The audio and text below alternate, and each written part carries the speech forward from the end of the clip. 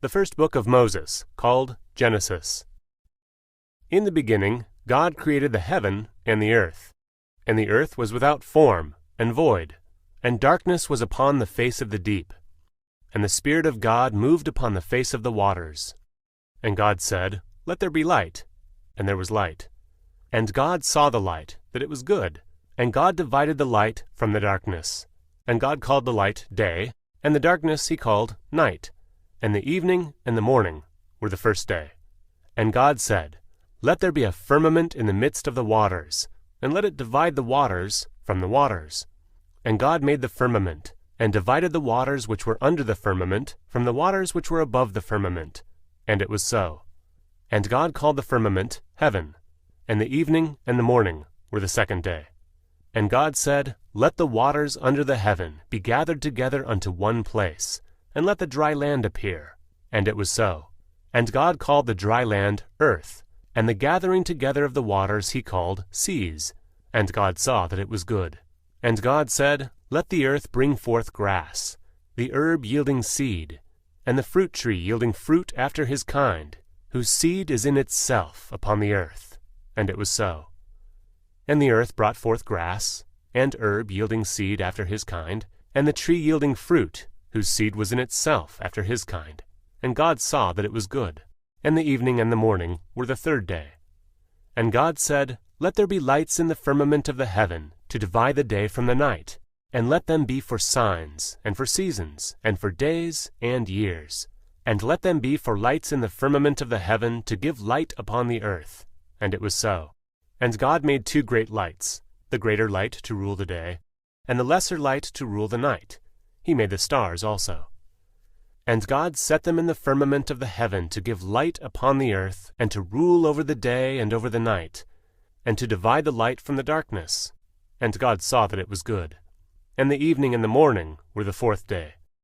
And God said, Let the waters bring forth abundantly the moving creature that hath life, and fowl that may fly above the earth in the open firmament of heaven.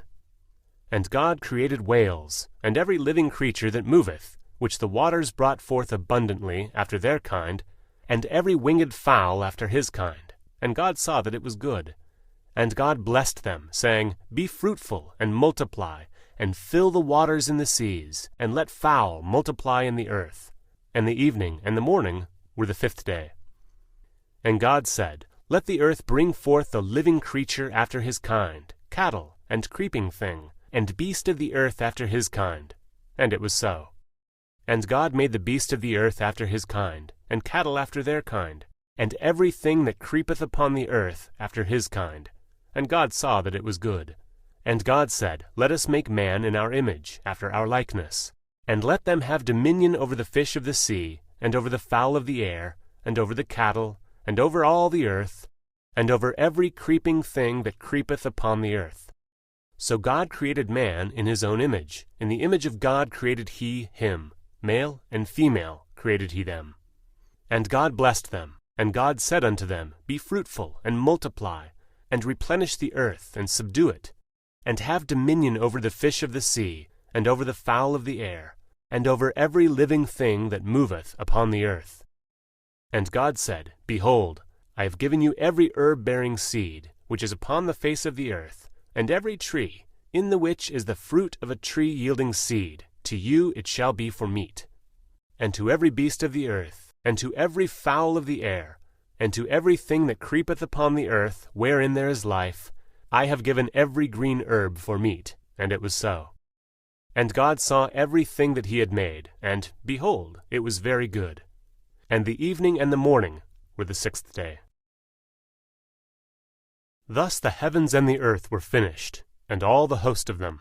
And on the seventh day God ended his work which he had made, and he rested on the seventh day from all his work which he had made.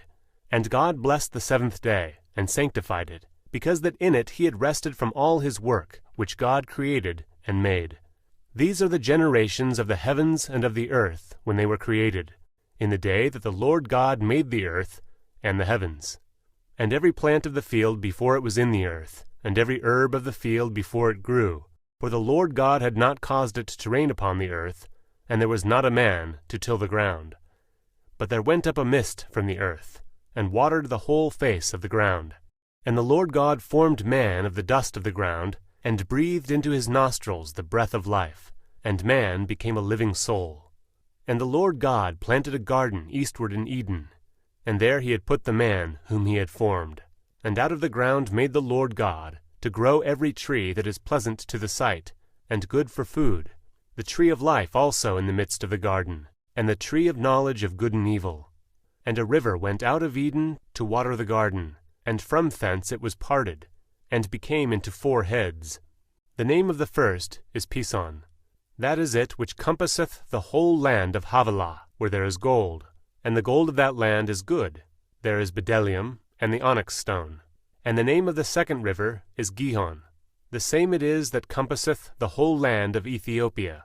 And the name of the third river is Hiddekel. That is it which goeth toward the east of Assyria. And the fourth river is Euphrates. And the Lord God took the man, and put him into the garden of Eden, to dress it and to keep it. And the Lord God commanded the man, saying, Of every tree of the garden thou mayest freely eat, but of the tree of the knowledge of good and evil thou shalt not eat of it. For in the day that thou eatest thereof, thou shalt surely die. And the Lord God said, It is not good that the man should be alone. I will make him an helpmeet for him. And out of the ground the Lord God formed every beast of the field, and every fowl of the air, and brought them unto Adam to see what he would call them. And whatsoever Adam called every living creature, and Adam gave names to all cattle, and to the fowl of the air, and to every beast of the field. But for Adam there was not found an helpmeet for him. And the Lord God caused a deep sleep to fall upon Adam, and he slept. And he took one of his ribs, and closed up the flesh instead thereof. And the rib, which the Lord God had taken from man, made he a woman, and brought her unto the man.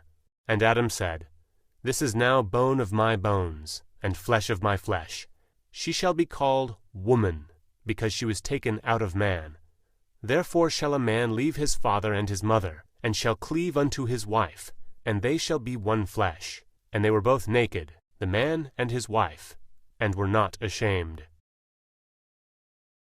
Now the serpent was more subtle than any beast of the field which the Lord God had made. And he said unto the woman, Yea, hath God said, Ye shall not eat of every tree of the garden?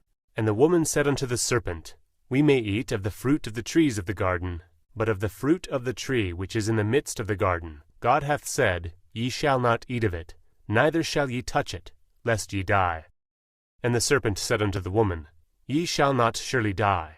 For God doth know that in the day ye eat thereof, then your eyes shall be opened, and ye shall be as gods, knowing good and evil.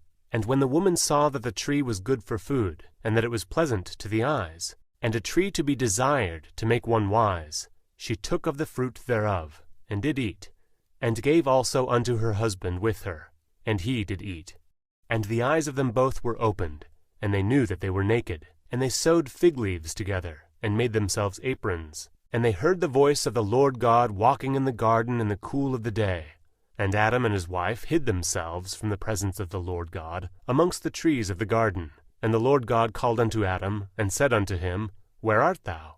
And he said, I heard thy voice in the garden, and I was afraid, because I was naked, and I hid myself.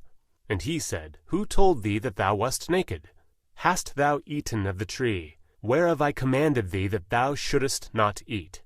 And the man said, The woman whom thou gavest to be with me, she gave me of the tree, and I did eat.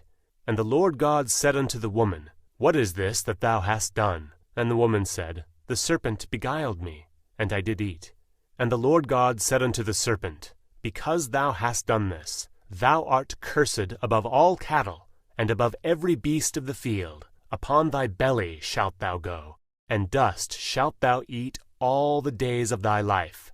And I will put enmity between thee and the woman, and between thy seed and her seed. It shall bruise thy head, and thou shalt bruise his heel. Unto the woman he said, I will greatly multiply thy sorrow and thy conception. In sorrow thou shalt bring forth children, and thy desire shall be to thy husband, and he shall rule over thee. And unto Adam he said, Because thou hast hearkened unto the voice of thy wife, and hast eaten of the tree, of which I commanded thee, saying, Thou shalt not eat of it. Cursed is the ground for thy sake. In sorrow shalt thou eat of it all the days of thy life. Thorns also and thistles shall it bring forth to thee, and thou shalt eat the herb of the field. In the sweat of thy face shalt thou eat bread, till thou return unto the ground. For out of it wast thou taken, for dust thou art, and unto dust shalt thou return. And Adam called his wife's name Eve, because she was the mother of all living. Unto Adam also and to his wife did the Lord God make coats of skins, and clothed them.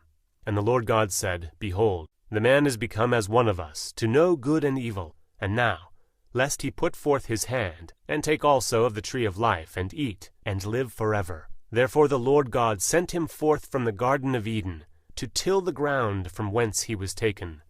So he drove out the man, and he placed at the east of the Garden of Eden cherubims, and a flaming sword which turned every way, to keep the way of the tree of life.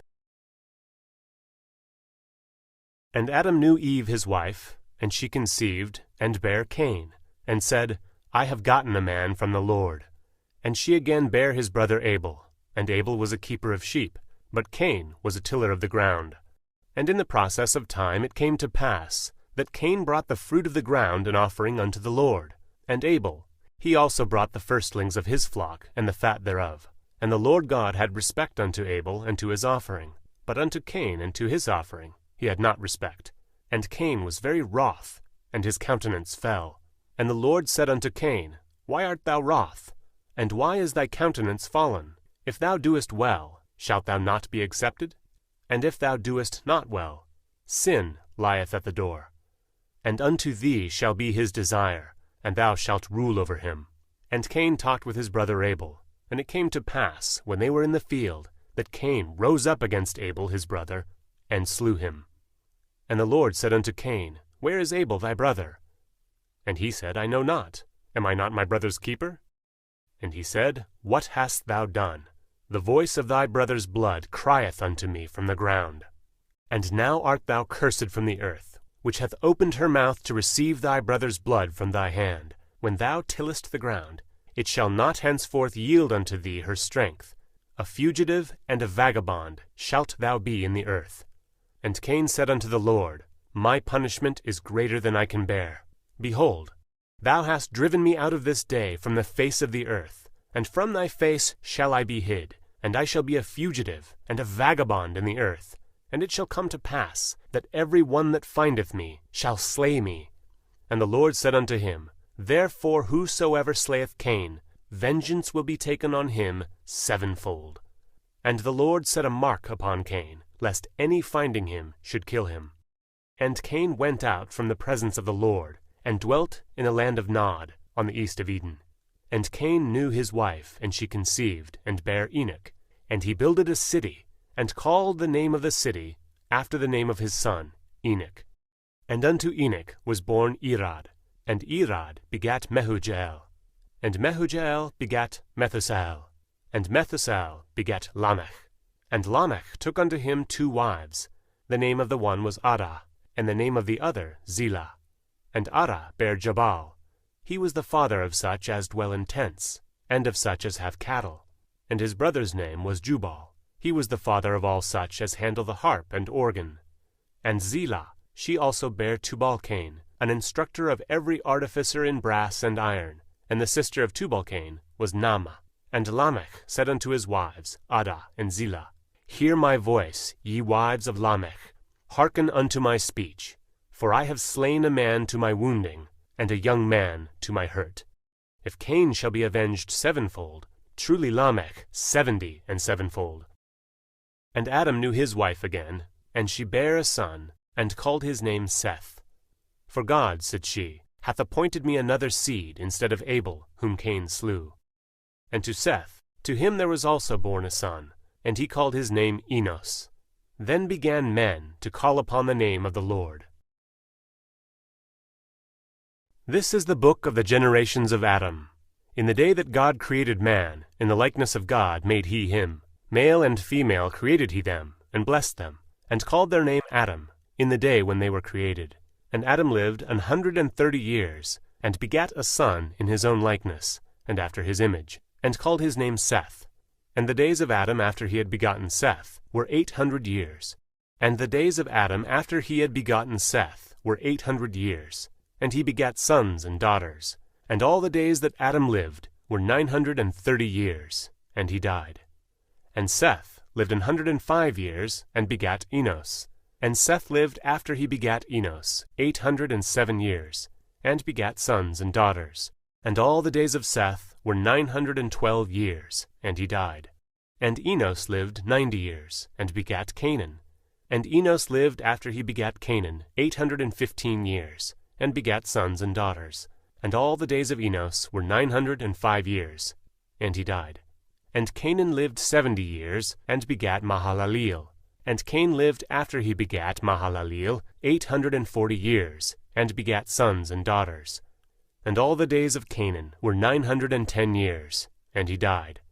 And Mahalaleel lived 65 years, and begat Jared.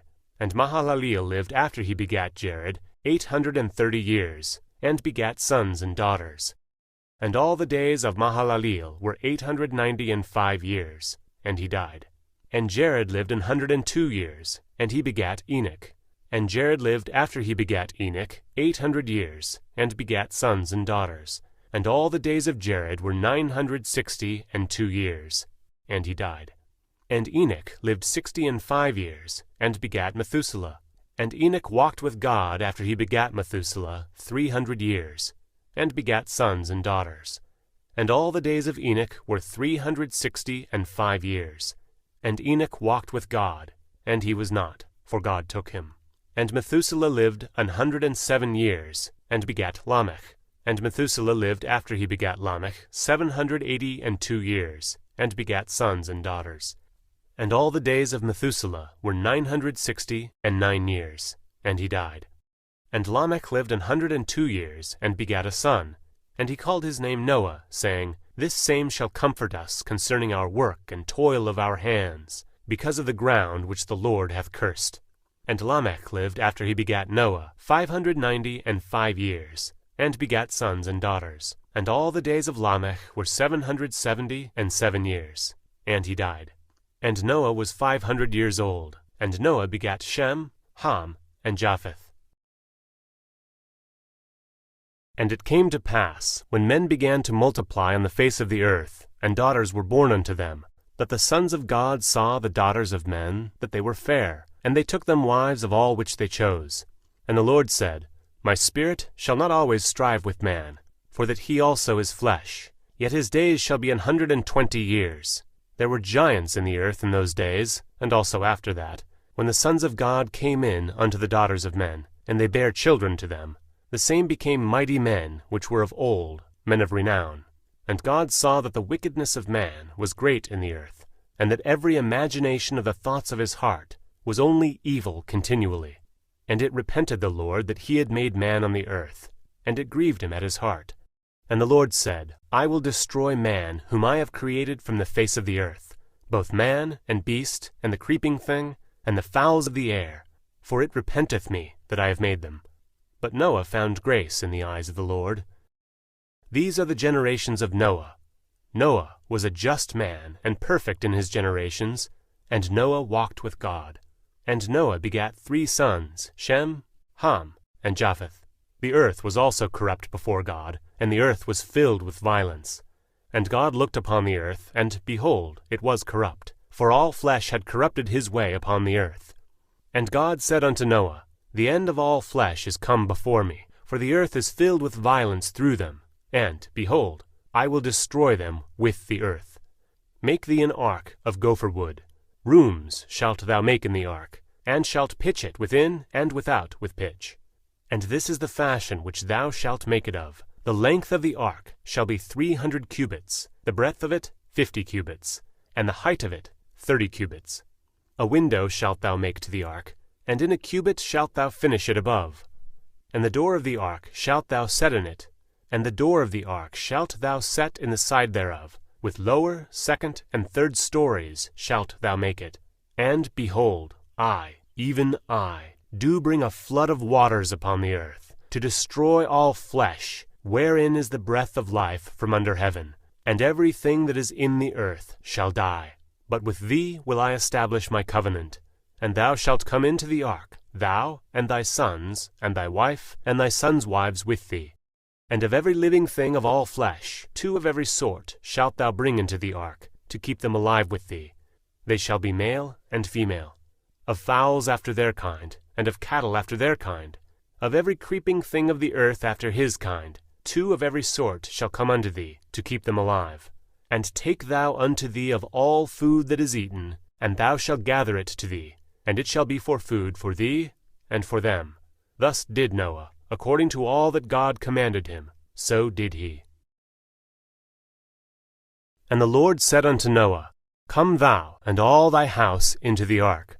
For thee have I seen righteous before me in this generation. Of every clean beast thou shalt take to thee by 7s, the male and his female, and of the beasts that are not clean by 2, the male and his female. Of fowls also of the air by 7s, the male and the female, to keep seed alive upon the face of all the earth. For yet 7 days, and I will cause it to rain upon the earth 40 days and 40 nights, and every living substance that I have made will I destroy from off the face of the earth. And Noah did according unto all that the Lord commanded him. And Noah was 600 years old when the flood of waters was upon the earth. And Noah went in, and his sons, and his wife, and his sons' wives with him, into the ark, because of the waters of the flood. Of clean beasts, and of beasts that are not clean, and of fowls, and of every thing that creepeth upon the earth, there went in 2 and 2 unto Noah into the ark, the male and the female, as God had commanded Noah. And it came to pass after 7 days, that the waters of the flood were upon the earth. In the 600th year of Noah's life, in the 2nd month, the 17th day of the month, the same day were all the fountains of the great deep broken up, and the windows of heaven were opened. And the rain was upon the earth 40 days and 40 nights. In the selfsame day entered Noah, and Shem, and Ham, and Japheth, the sons of Noah, and Noah's wife, and the 3 wives of his sons with them, into the ark. They, and every beast after his kind, and all the cattle after their kind, and every creeping thing that creepeth upon the earth after his kind, and every fowl after his kind, every bird of every sort. And they went in unto Noah into the ark, 2 and 2 of all flesh, wherein is the breath of life. And they that went in male and female of all flesh, as God had commanded him. And the Lord shut him in. And the flood was 40 days upon the earth, and the waters increased, and bare up the ark, and it was lift up above the earth, and the waters prevailed, and were increased greatly upon the earth, and the ark went up upon the face of the waters, and the waters prevailed exceedingly upon the earth, and all the high hills that were under the whole heaven were covered. 15 cubits upward did the waters prevail, and the mountains were covered. And all flesh died that moved upon the earth, both of fowl, and of cattle, and of beast, and of every creeping thing that creepeth upon the earth, and every man. All in whose nostrils was the breath of life, of all that was in the dry land, died. And every living substance was destroyed, which was upon the face of the ground, both man, and cattle, and creeping things, and the fowl of the heaven, and they were destroyed from the earth. And Noah only remained alive, and they that were with him in the ark. And the waters prevailed upon the earth 150 days. And God remembered Noah, and every living thing, and all the cattle that was with him in the ark. And God made a wind to pass over the earth, and the waters assuaged. The fountains also of the deep and of the windows of heaven were stopped, and the rain from heaven was restrained, and the waters returned from off the earth continually. And after the end of the 150 days, the waters were abated. And the ark rested in the 7th month, on the 17th day of the month, upon the mountains of Ararat. And the waters decreased continually until the 10th month. In the 10th month, on the 1st day of the month, were the tops of the mountains seen.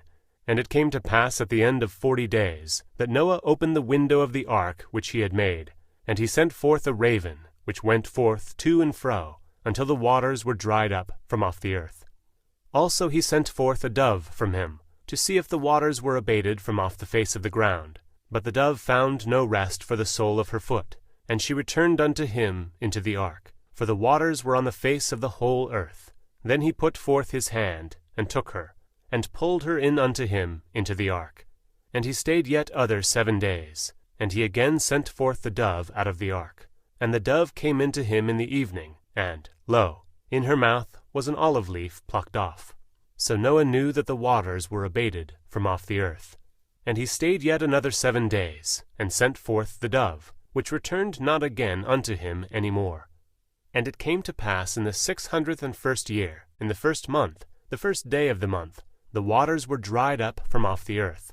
And Noah removed the covering of the ark, and looked, and, behold, the face of the ground was dry. And in the 2nd month, on the 27th day of the month, was the earth dried.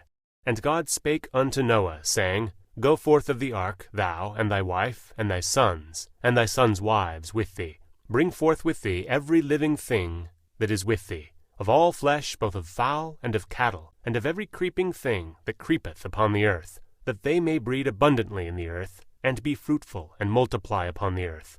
And Noah went forth, and his sons, and his wife, and his sons' wives with them, every beast, every creeping thing, and every fowl, and whatsoever creepeth upon the earth after their kinds, went forth out of the ark. And Noah builded an altar unto the Lord, and took of every clean beast, and of every clean fowl, and offered burnt offerings on the altar. And the Lord smelled a sweet savour. And the Lord said in his heart, I will not again curse the ground any more for man's sake. For the imagination of man's heart is evil from his youth. Neither will I again smite any more everything living, as I have done. While the earth remaineth, seedtime and harvest, and cold and heat, and summer and winter, and day and night shall not cease. And God blessed Noah and his sons, and said unto them, Be fruitful, and multiply, and replenish the earth.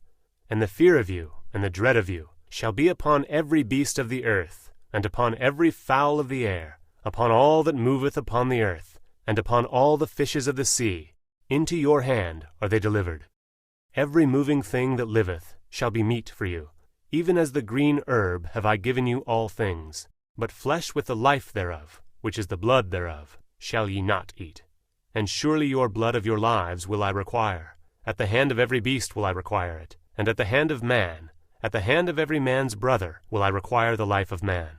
Whoso sheddeth man's blood, by man shall his blood be shed. For in the image of God made he man. And you, be ye fruitful, and multiply. Bring forth abundantly in the earth, and multiply therein. And God spake unto Noah, and to his sons with him, saying, And I, behold, I establish my covenant with you, and with your seed after you, and with every living creature that is with you, of the fowl, of the cattle, and of every beast of the earth with you, from all that go out of the ark, to every beast of the earth. And I will establish my covenant with you. Neither shall all flesh be cut off any more by the waters of a flood, neither shall there any more be a flood to destroy the earth. And God said, This is the token of the covenant which I make between me and you, and every living creature that is with you, for perpetual generations. I do set my bow in the cloud, and it shall be for a token of a covenant between me and the earth.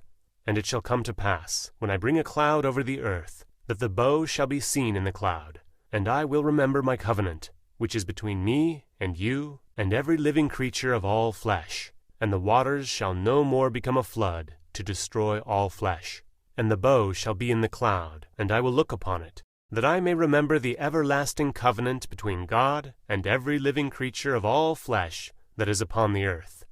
And God said unto Noah, This is the token of the covenant, which I have established between me and all flesh that is upon the earth. And the sons of Noah that went forth of the ark were Shem, and Ham, and Japheth. And Ham is the father of Canaan. These are the 3 sons of Noah, and of them was the whole earth overspread. And Noah began to be a husbandman, and he planted a vineyard, and he drank of the wine, and was drunken, and he was uncovered within his tent. And Ham, the father of Canaan, saw the nakedness of his father, and told his 2 brethren without. And Shem and Japheth took a garment, and laid it upon both their shoulders, and went backward, and covered the nakedness of their father. And their faces were backward, and they saw not their father's nakedness. And Noah awoke from his wine, and knew what his younger son had done unto him. And he said, Cursed be Canaan, a servant of servants shall he be unto his brethren. And he said, Blessed be the Lord God of Shem, and Canaan shall be his servant. God shall enlarge Japheth, and he shall dwell in the tents of Shem, and Canaan shall be his servant. And Noah lived after the flood 350 years, and all the days of Noah were 950 years, and he died. Now these are the generations of the sons of Noah, Shem, Ham, and Japheth. And unto them were sons born after the flood.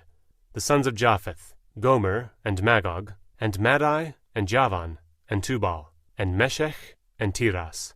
And the sons of Gomer, Ashkenaz, and Rephath, and Togarmah. And the sons of Javan, Elisha, and Tarshish, Kittim, and Dodanim.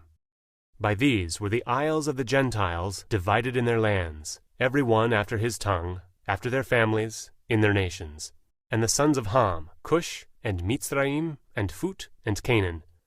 And the sons of Cush, Seba, and Havilah, and Sabta, and Ramah, and Sabtecha. And the sons of Ramah, Sheba, and Dedan. And Cush began Nimrod. He began to be a mighty one in the earth, and he was a mighty hunter before the Lord. Wherefore it is said, even as Nimrod the mighty hunter before the Lord. And the beginning of his kingdom was Babel, and Erech, and Asad, and Calneh in the land of Shinar. Out of that land went forth Ashur, and builded Nineveh, and the city Rehoboth, and Calah, and Resen between Nineveh and Calah, the same is a great city. And Mitzrayim begat Ludim, and Anamim, and Lehabim, and Naphtuhim, and Pathrusim, and Casluhim, out of whom came Philistim, and Caphtorim. And Canaan begat Sidon his firstborn, and Heth, and the Jebusite, and the Amorite, and the Girgasite, and the Hivite, and the Arkite, and the Sinite, and the Arvadite, and the Zemarite, and the Hamathite. And afterward with the families of the Canaanites spread abroad. And the border of the Canaanites was from Sidon, as thou comest to Gerar unto Gaza, as thou goest unto Sodom, and Gomorrah, and Admah, and Zeboim, even unto Lasha. These are the sons of Ham after their families, after their tongues, in their countries, and in their nations.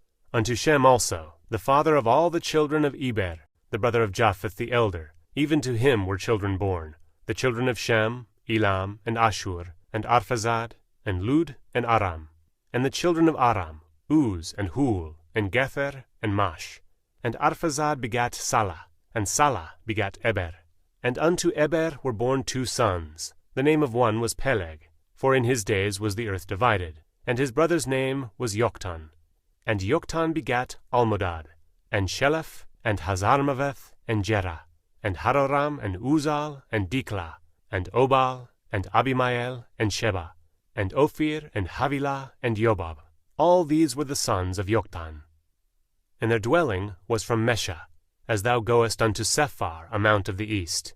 These are all the sons of Shem, after their families, after their tongues, in their lands, after their nations. These are the families of the sons of Noah, after their generations, in their nations. And by these were the nations divided in the earth, after the flood. And the whole earth was of one language, and of one speech. And it came to pass, as they journeyed from the east, that they found a plain in the land of Shinar, and they dwelt there. And they said to one another, Go to, let us make brick, and burn them thoroughly. And they had brick for stone, and slime had they for mortar. And they said, Go to, let us build us a city and a tower, whose top may reach unto heaven, and let us make us a name, lest we be scattered abroad upon the face of the whole earth. And the Lord came down to see the city and the tower, which the children of men builded. And the Lord said, Behold, the people is one, and they have all one language, and this they begin to do. And now nothing will be restrained from them, which they have imagined to do. Go to, let us go down, and there confound their language, that they may not understand one another's speech. So the Lord scattered them abroad from thence, upon the face of all the earth, and they left off to build the city. Therefore is the name of it called Babel, because the Lord did there confound the language of all the earth, and from thence did the Lord scatter them abroad upon the face of all the earth. These are the generations of Shem. Shem was 100 years old, and begat Arphaxad 2 years after the flood. And Shem lived after he begat Arphaxad 500 years, and begat sons and daughters. And Arphaxad lived 35 years, and begat Salah. And Arphaxad lived after he begat Salah 403 years, and begat sons and daughters. And Salah lived 30 years, and begat Eber. And Salah lived after he begat Eber 403 years, and begat sons and daughters. And Eber lived 34 years, and begat Peleg. And Eber lived after he begat Peleg 430 years, and begat sons and daughters. And Peleg lived 30 years, and begat Reu. And Peleg lived after he begat Reu 209 years, and begat sons and daughters. And Reu lived 32 years, and begat Serug. And Reu lived after he begat Serug 207 years, and begat sons and daughters. And Serug lived 30 years, and begat Nahor. And Serug lived after he begat Nahor 200 years, and begat sons and daughters. And Nahor lived 29 years, and begat Terah. And Nahor lived after he begat Terah 119 years, and begat sons and daughters. And Terah lived 70 years, and begat Abram, Nahor, and Haran. Now these are the generations of Terah. Terah begat Abram, Nahor, and Haran begat Lot. And Haran died before his father Terah, in the land of his nativity, in Ur of the Chaldees. And Abram and Nahor took them wives. The name of Abram's wife was Sarai, and the name of Nahor's wife Milcah, the daughter of Haran, the father of Milcah, and the father of Iscah. But Sarai was barren, she had no child. And Terah took Abram his son, and Lot the son of Haran's his son's son, and Sarai his daughter-in-law, his son Abram's wife. And they went forth with them from Ur of the Chaldees, to go into the land of Canaan, and they came out unto Haran, and dwelt there. And the days of Terah were 205 years, and Terah died in Haran. Now the Lord had said unto Abram, Get thee out of thy country, and from thy kindred, and from thy father's house, unto a land that I will shew thee. And I will make of thee a great nation, and I will bless thee, and make thy name great, and thou shalt be a blessing. And I will bless them that bless thee, and curse him that curseth thee, and in thee shall all families of the earth be blessed. So Abram departed, as the Lord had spoken unto him, and Lot went with him. And Abram was 75 years old when he departed out of Haran. And Abram took Sarai his wife, and Lot his brother's son, and all their substance that they had gathered, and the souls that they had gotten in Haran. And they went forth to go into the land of Canaan, and into the land of Canaan they came. And Abram passed through the land unto the place of Sichem, unto the plain of Moreh, and the Canaanite was then in the land. And the Lord appeared unto Abram, and said, Unto thy seed will I give this land. And there builded he an altar unto the Lord, who appeared unto him. And he removed from thence unto a mountain on the east of Bethel, and pitched his tent, having Bethel on the west, and Hai on the east.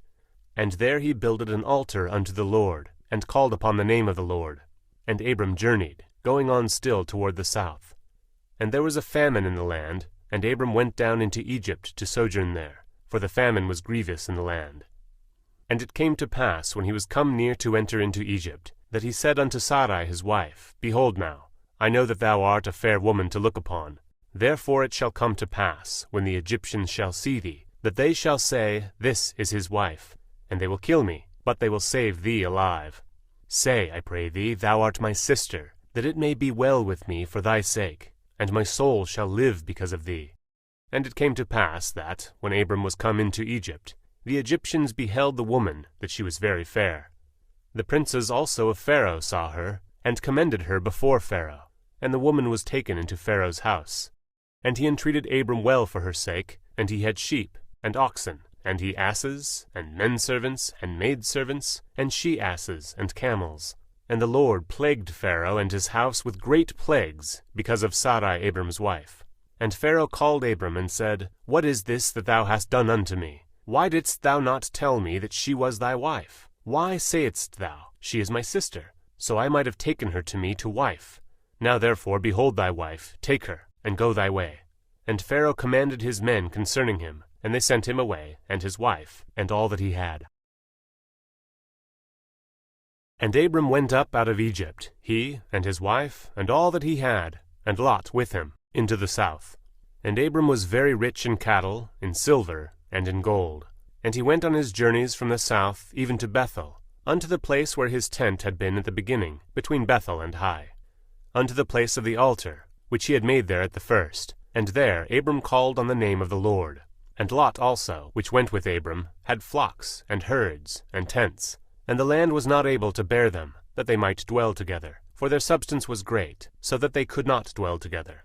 And there was a strife between the herdmen of Abram's cattle and the herdmen of Lot's cattle, and the Canaanite and the Perizzite dwelled then in the land. And Abram said unto Lot, Let there be no strife, I pray thee, between me and thee, and between my herdmen and thy herdmen, for we be brethren. Is not the whole land before thee? Separate thyself, I pray thee, from me. If thou wilt take the left hand, then I will go to the right, or if thou depart to the right hand, then I will go to the left. And Lot lifted up his eyes, and beheld all the plain of Jordan, that it was well watered everywhere, before the Lord destroyed Sodom and Gomorrah, even as the garden of the Lord, like the land of Egypt, as thou comest unto Zoar. Then Lot chose him all the plain of Jordan, and Lot journeyed east, and they separated themselves the one from the other. Abram dwelled in the land of Canaan, and Lot dwelled in the cities of the plain, and pitched his tent toward Sodom. But the men of Sodom were wicked and sinners before the Lord exceedingly. And the Lord said unto Abram, after that Lot was separated from him, Lift up now thine eyes, and look from the place where thou art northward, and southward, and eastward, and westward. For all the land which thou seest, to thee will I give it, and to thy seed forever. And I will make thy seed as the dust of the earth, so that if a man can number the dust of the earth, then shall thy seed also be numbered. Arise, walk through the land in the length of it, and in the breadth of it, for I will give it unto thee. Then Abram removed his tent, and came and dwelt in the plain of Mamre, which is in Hebron, and built there an altar unto the Lord. And it came to pass in the days of Amraphel king of Shinar, Arioch king of Ellasar, Chedorlaomer king of Elam, and Tidal king of nations, that these made war with Bera king of Sodom, and with Birsha king of Gomorrah, Shinab king of Admah, and Shemeber king of Zeboim, and the king of Bela, which is Zoar. And these were joined together in the vale of Siddim, which is the salt sea. 12 years they served Chedorlaomer, and in the 13th year they rebelled. And in the 14th year came Chedorlaomer, and the kings that were with him, and smote the Rephaims in Ashtaroth-Karnaim, and the Zuzims in Ham, and the Emins in Shaveh-Kiriathim, and the Horites in their Mount Seir, unto Elparan, which is by the wilderness.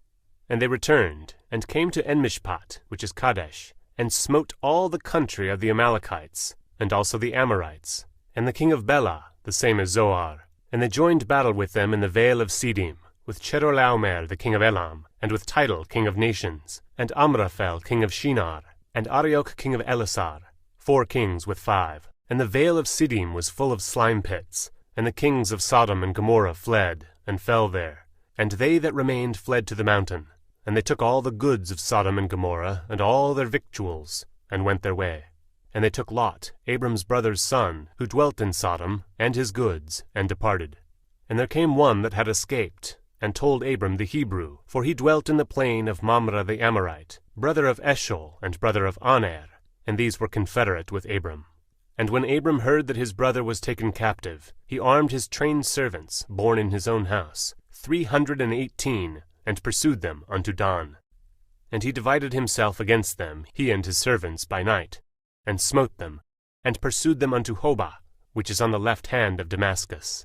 And he brought back all the goods, and also brought again his brother Lot, and his goods, and the women also, and the people. And the king of Sodom went out to meet him, after his return from the slaughter of Chedorlaomer, and of the kings that were with him, at the valley of Saveh, which is the king's dale. And Melchizedek king of Salem brought forth bread and wine, and he was the priest of the Most High God. And he blessed them, and said, Blessed be Abram of the Most High God, possessor of heaven and earth, and blessed be the Most High God, which hath delivered thine enemies into thy hand. And he gave them tithes of all. And the king of Sodom said unto Abram, Give me the persons, and take the goods to thyself. And Abram said to the king of Sodom, I have lifted up mine hand unto the Lord, the Most High God, the possessor of heaven and earth, that I will not take from a thread, even to a shoe latchet, and that I will not take any thing that is thine, lest thou shouldest say, I have made Abram rich. Save only that which the young men have eaten, and the portion of the men which went with me, Aner, Eshcol, and Mamre. Let them take their portion.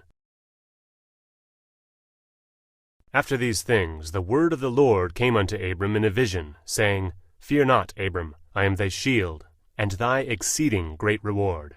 And Abram said, Lord God, What wilt thou give me, seeing I go childless, and the steward of my house is this 𝗤𝗍𝗓 of Damascus? And Abram said, Behold, to me thou hast given no seed, and, lo, one born in my house is mine heir. And, behold, the word of the Lord came unto him, saying, This shall not be thine heir, but he that shall come forth out of thine own bowels shall be thine heir. And he brought him forth abroad, and said, Look now toward heaven, and tell the stars, if thou be able to number them. And he said unto him, So shall thy seed be. And he believed in the Lord, and he counted it to him for righteousness. And he said unto him, I am the Lord that brought thee out of Ur of the Chaldees, to give thee this land to inherit it. And he said, Lord God, whereby shall I know that I shall inherit it? And he said unto him, Take me an heifer of 3 years old, and a she-goat of 3 years old, and a ram of 3 years old, and a turtle-dove, and a young pigeon. And he took unto him all these things, and divided them in the midst, and laid each piece against one another. But the birds he divided not. And when the fowls came down upon the carcasses, Abram drove them away. And when the sun was going down, a deep sleep fell upon Abram, and, lo, an horror of great darkness fell upon him. And he said unto Abram, Know of a surety that thy seed shall be a stranger in a land that is not theirs, and shall serve them, and they shall afflict them 400 years. And also that nation whom they shall serve will I judge, and afterwards shall they come out with great substance. And thou shalt go to thy fathers in peace, thou shalt be buried in a good old age. But in the 4th generation shall they come hither again, for the iniquity of the Amorites is not yet full. And it came to pass that, when the sun went down, and it was dark, behold a smoking furnace, and a burning lamp that passed between those pieces. In the same day the Lord made a covenant with Abram, saying, Unto thy seed I have given this land, from the river of Egypt unto the great river, the river Euphrates, the Kenites, and the Kenizzites, and the Cadmonites, and the Hittites, and the Perizzites, and the Rephaims, and the Amorites, and the Canaanites, and the Girgashites, and the Jebusites. Now Sarai, Abram's wife, bare him no children, and she had a handmaid, an Egyptian, whose name was Hagar. And Sarai said unto Abram, Behold now, the Lord hath restrained me from bearing. I pray thee, go in unto my maid. It may be that I may obtain children by her. And Abram hearkened to the voice of Sarai. And Sarai, Abram's wife, took Hagar her maid the Egyptian, after Abram had dwelt 10 years in the land of Canaan, and gave her to her husband Abram to be his wife. And he went in unto Hagar, and she conceived. And when she saw that she had conceived, her mistress was despised in her eyes. And Sarai said unto Abram, My wrong be upon thee, I have given my maid into thy bosom. And when she saw that she had conceived, I was despised in her eyes. The Lord judge between me and thee. But Abram said unto Sarai, Behold, thy maid is in thine hand. Do to her as it pleaseth thee. And when Sarai dealt hardly with her, she fled from her face. And the angel of the Lord found her by a fountain of water in the wilderness, by the fountain in the way to Shur. And he said, Hagar, Sarai's maid, whence camest thou, and whither wilt thou go? And she said, I flee from the face of my mistress Sarai. And the angel of the Lord said unto her, Return to thy mistress, and submit thyself under her hands. And the angel of the Lord said unto her, I will multiply thy seed exceedingly, that it shall not be numbered for multitude. And the angel of the Lord said unto her, Behold, thou art with child, and shalt bear a son, and shalt call his name Ishmael, because the Lord hath heard thy affliction. And he will be a wild man, his hand will be against every man, and every man's hand against him. And he shall dwell in the presence of all his brethren. And she called the name of the Lord that spake unto her, Thou God seest me. For she said, Have I also here looked for him that seeth me? Wherefore the well was called Bir-lahai-roi. Behold, it is between Kadesh and Bered. And Hagar bare Abram a son, and Abram called his son's name, which Hagar bare, Ishmael. And Abram was 86 years old, when Hagar bare Ishmael to Abram. And when Abram was 90 years old and 9, the Lord appeared to Abram, and said unto him, I am the Almighty God, walk before me, and be thou perfect. And I will make my covenant between me and thee, and will multiply thee exceedingly. And Abram fell on his face, and God talked with him, saying, As for me, behold, my covenant is with thee, and thou shalt be a father of many nations. Neither shall thy name any more be called Abram, but thy name shall be Abraham, for a father of many nations have I made thee. And I will make thee exceedingly fruitful, and I will make nations of thee, and kings shall come out of thee. And I will establish my covenant between me and thee, and thy seed after thee in their generations, for an everlasting covenant, to be a God unto thee, and to thy seed after thee. And I will give unto thee, and to thy seed after thee, the land wherein thou art a stranger, all the land of Canaan, for an everlasting possession, and I will be their God. And God said unto Abraham, Thou shalt keep my covenant therefore, thou and thy seed after thee in their generations. This is my covenant which ye shall keep, between me and you and thy seed after thee. Every man-child among you shall be circumcised, and ye shall circumcise the flesh of your foreskin, and it shall be a token of the covenant betwixt me and you. And he that is 8 days old shall be circumcised among you, every man-child in your generations, he that is born in the house, or bought with money of any stranger, which is not of thy seed. He that is born in thy house, and he that is bought with thy money, must needs be circumcised. And my covenant shall be in your flesh for an everlasting covenant. And the uncircumcised man-child, whose flesh of his foreskin is not circumcised, that soul shall be cut off from his people. He hath broken my covenant. And God said unto Abraham, As for Sarai thy wife, thou shalt not call her name Sarai, but Sarah shall be her name. And I will bless her, and give thee a son also of her. Yea, I will bless her, and she shall be a mother of nations. Kings of people shall be of her. Then Abraham fell upon his face, and laughed, and said in his heart, Shall a child be born unto him that is 100 years old? And shall Sarah that is 90 years old bear? And Abraham said unto God, Oh, that Ishmael might live before thee! And God said, Sarah thy wife shall bear thee a son indeed, and thou shalt call his name Isaac, and I will establish my covenant with him for an everlasting covenant, and with his seed after him. And as for Ishmael, I have heard thee. Behold, I have blessed him, and will make him fruitful, and will multiply him exceedingly. 12 princes shall he beget, and I will make him a great nation. But my covenant will I establish with Isaac, which Sarah shall bear unto thee at this set time in the next year. And he left off talking with him, and God went up from Abraham. And Abraham took Ishmael his son, and all that were born in his house, and all that were bought with his money, every male among the men of Abraham's house, and circumcised the flesh of their foreskin in the selfsame day, as God had said unto him. And Abraham was 90 years old and 9 when he was circumcised in the flesh of his foreskin. And Ishmael his son was 13 years old when he was circumcised in the flesh of his foreskin. In the selfsame day was Abraham circumcised, and Ishmael his son. And all the men of his house, born in the house, and bought with money of the stranger, were circumcised with him. And the Lord appeared unto him in the plains of Mamre. And he sat in the tent door in the heat of the day. And he lifted up his eyes and looked, and, lo, 3 men stood by him. And when he saw them, he ran to meet them from the tent door, and bowed himself toward the ground, and said, My Lord, if now I have found favor in thy sight, pass not away, I pray thee, from thy servant. Let a little water, I pray you, be fetched, and wash your feet, and rest yourselves under the tree. And I will fetch a morsel of bread, and comfort ye your hearts. After that ye shall pass on, for therefore are ye come to your servant.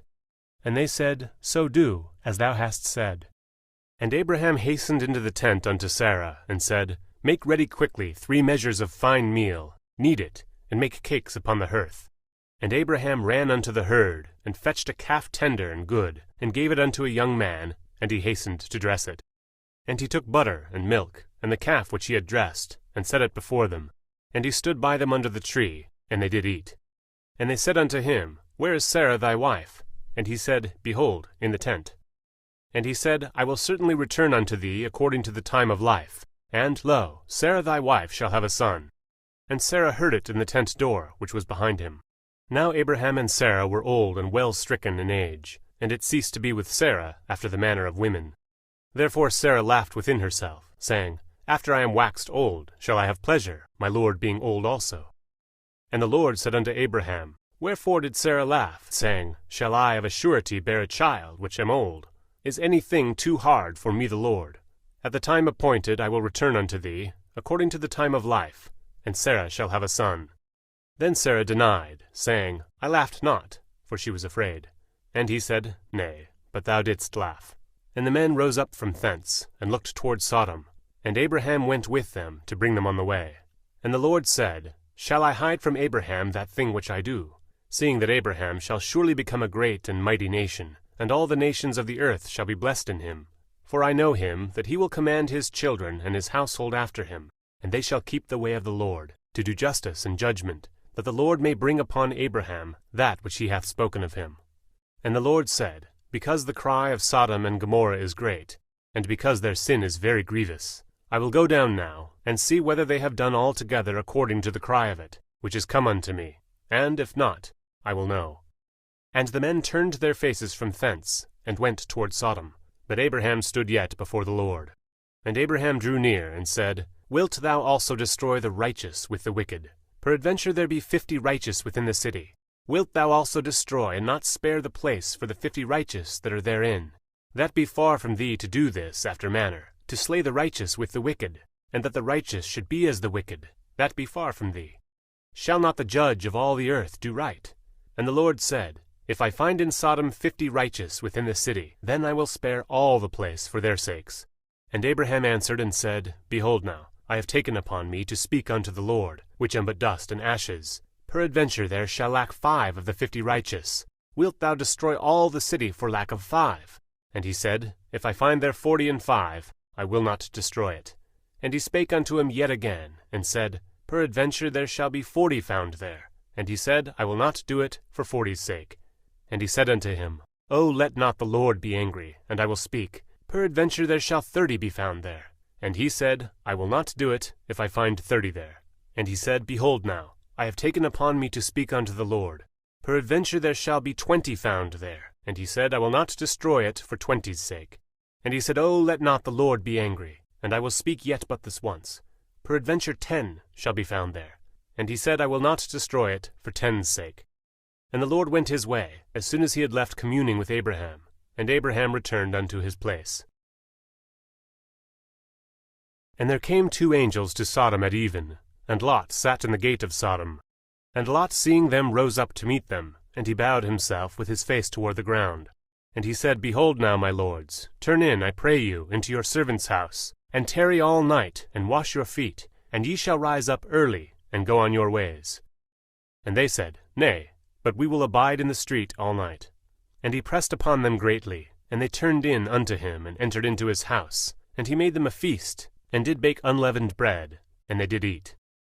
But before they lay down, the men of the city, even the men of Sodom, compassed the house round, both old and young, all the people from every quarter. And they called unto Lot, and said unto him, Where are the men which came into thee this night? Bring them out unto us, that we may know them. And Lot went out the door unto them, and shut the door after him, and said, I pray you, brethren, do not so wickedly. Behold now, I have 2 daughters which have not known man. Let me, I pray you, bring them out unto you, and do ye to them as is good in your eyes. Only unto these men do nothing, for therefore came they under the shadow of my roof. And they said, Stand back. And they said again, This one fellow came in to sojourn, and he will needs be a judge. Now will we deal worse with thee than with them.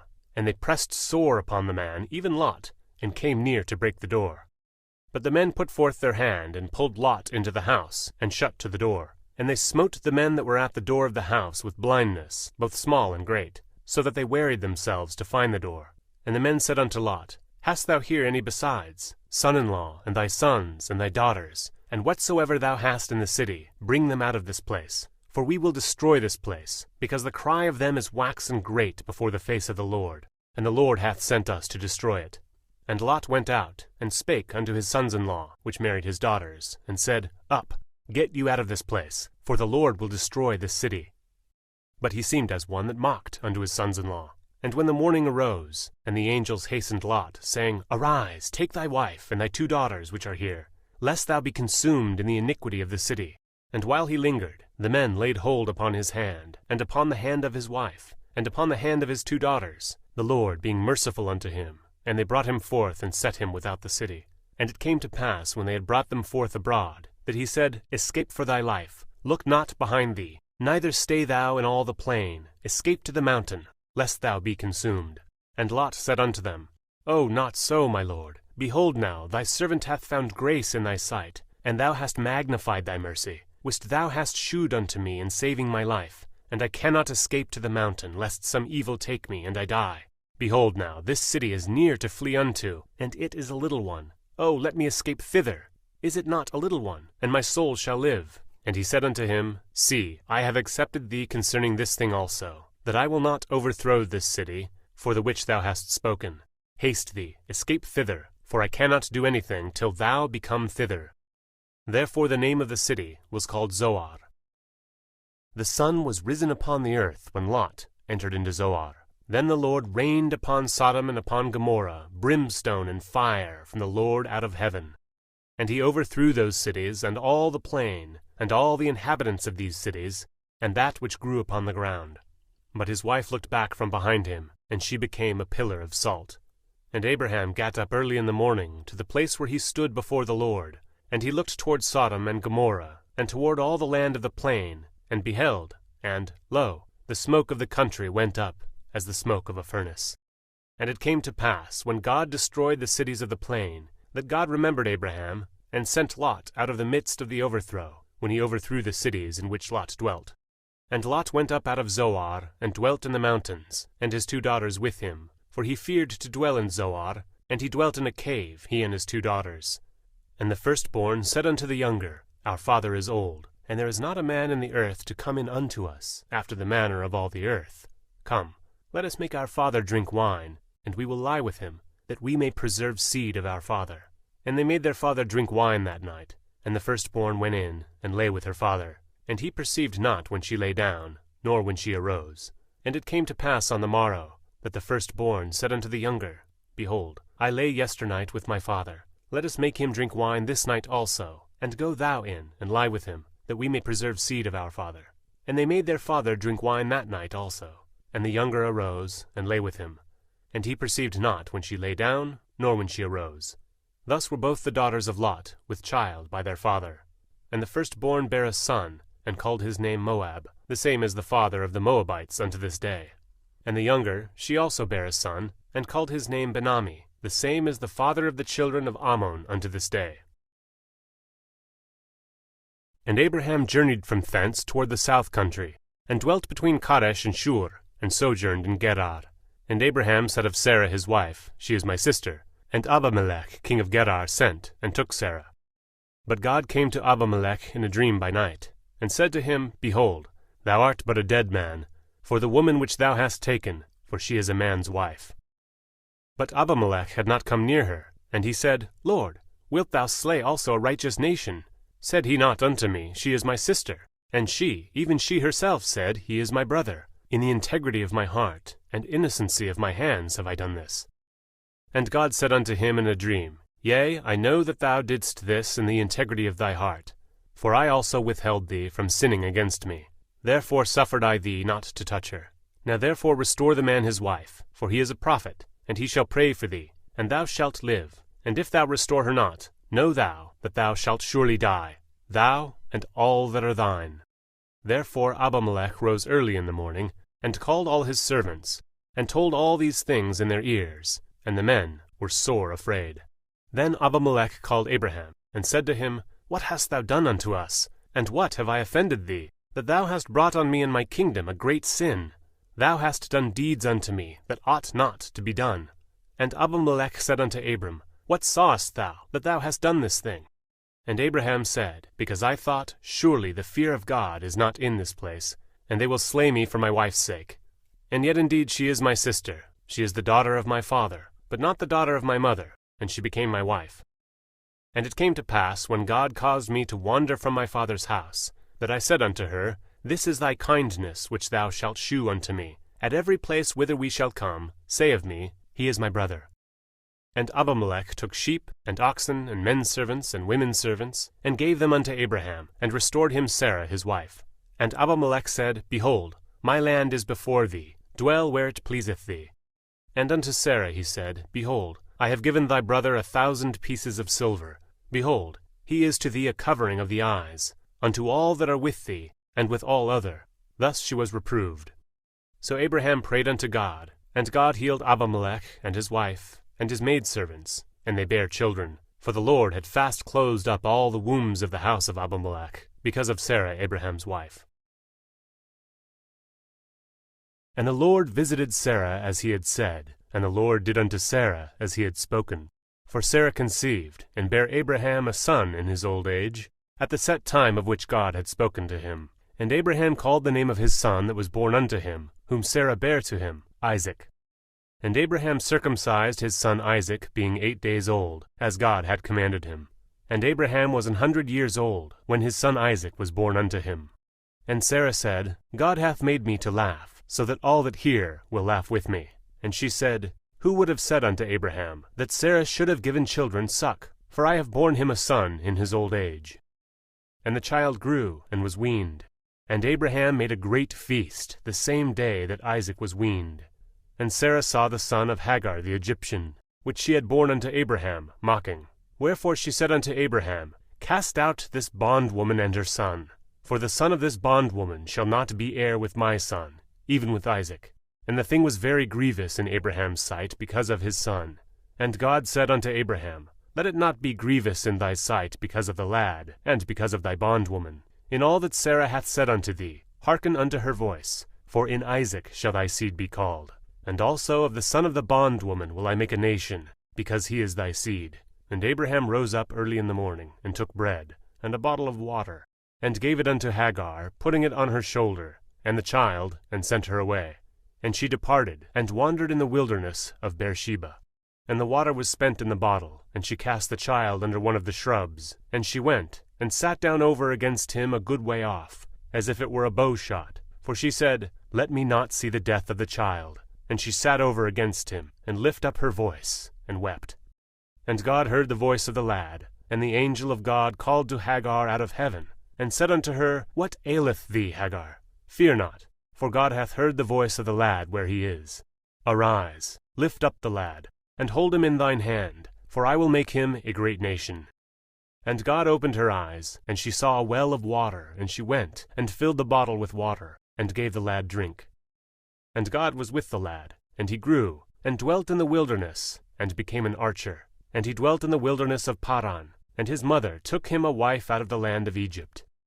And it came to pass at that time, that Abimelech and 𝗤𝗨 the chief captain of his host spake unto Abram, saying, God is with thee in all that thou doest. Now therefore swear unto me here by God that thou wilt not deal falsely with me, nor with my son, nor with my son's son, but according to the kindness that I have done unto thee, thou shalt do unto me, and to the land wherein thou hast sojourned.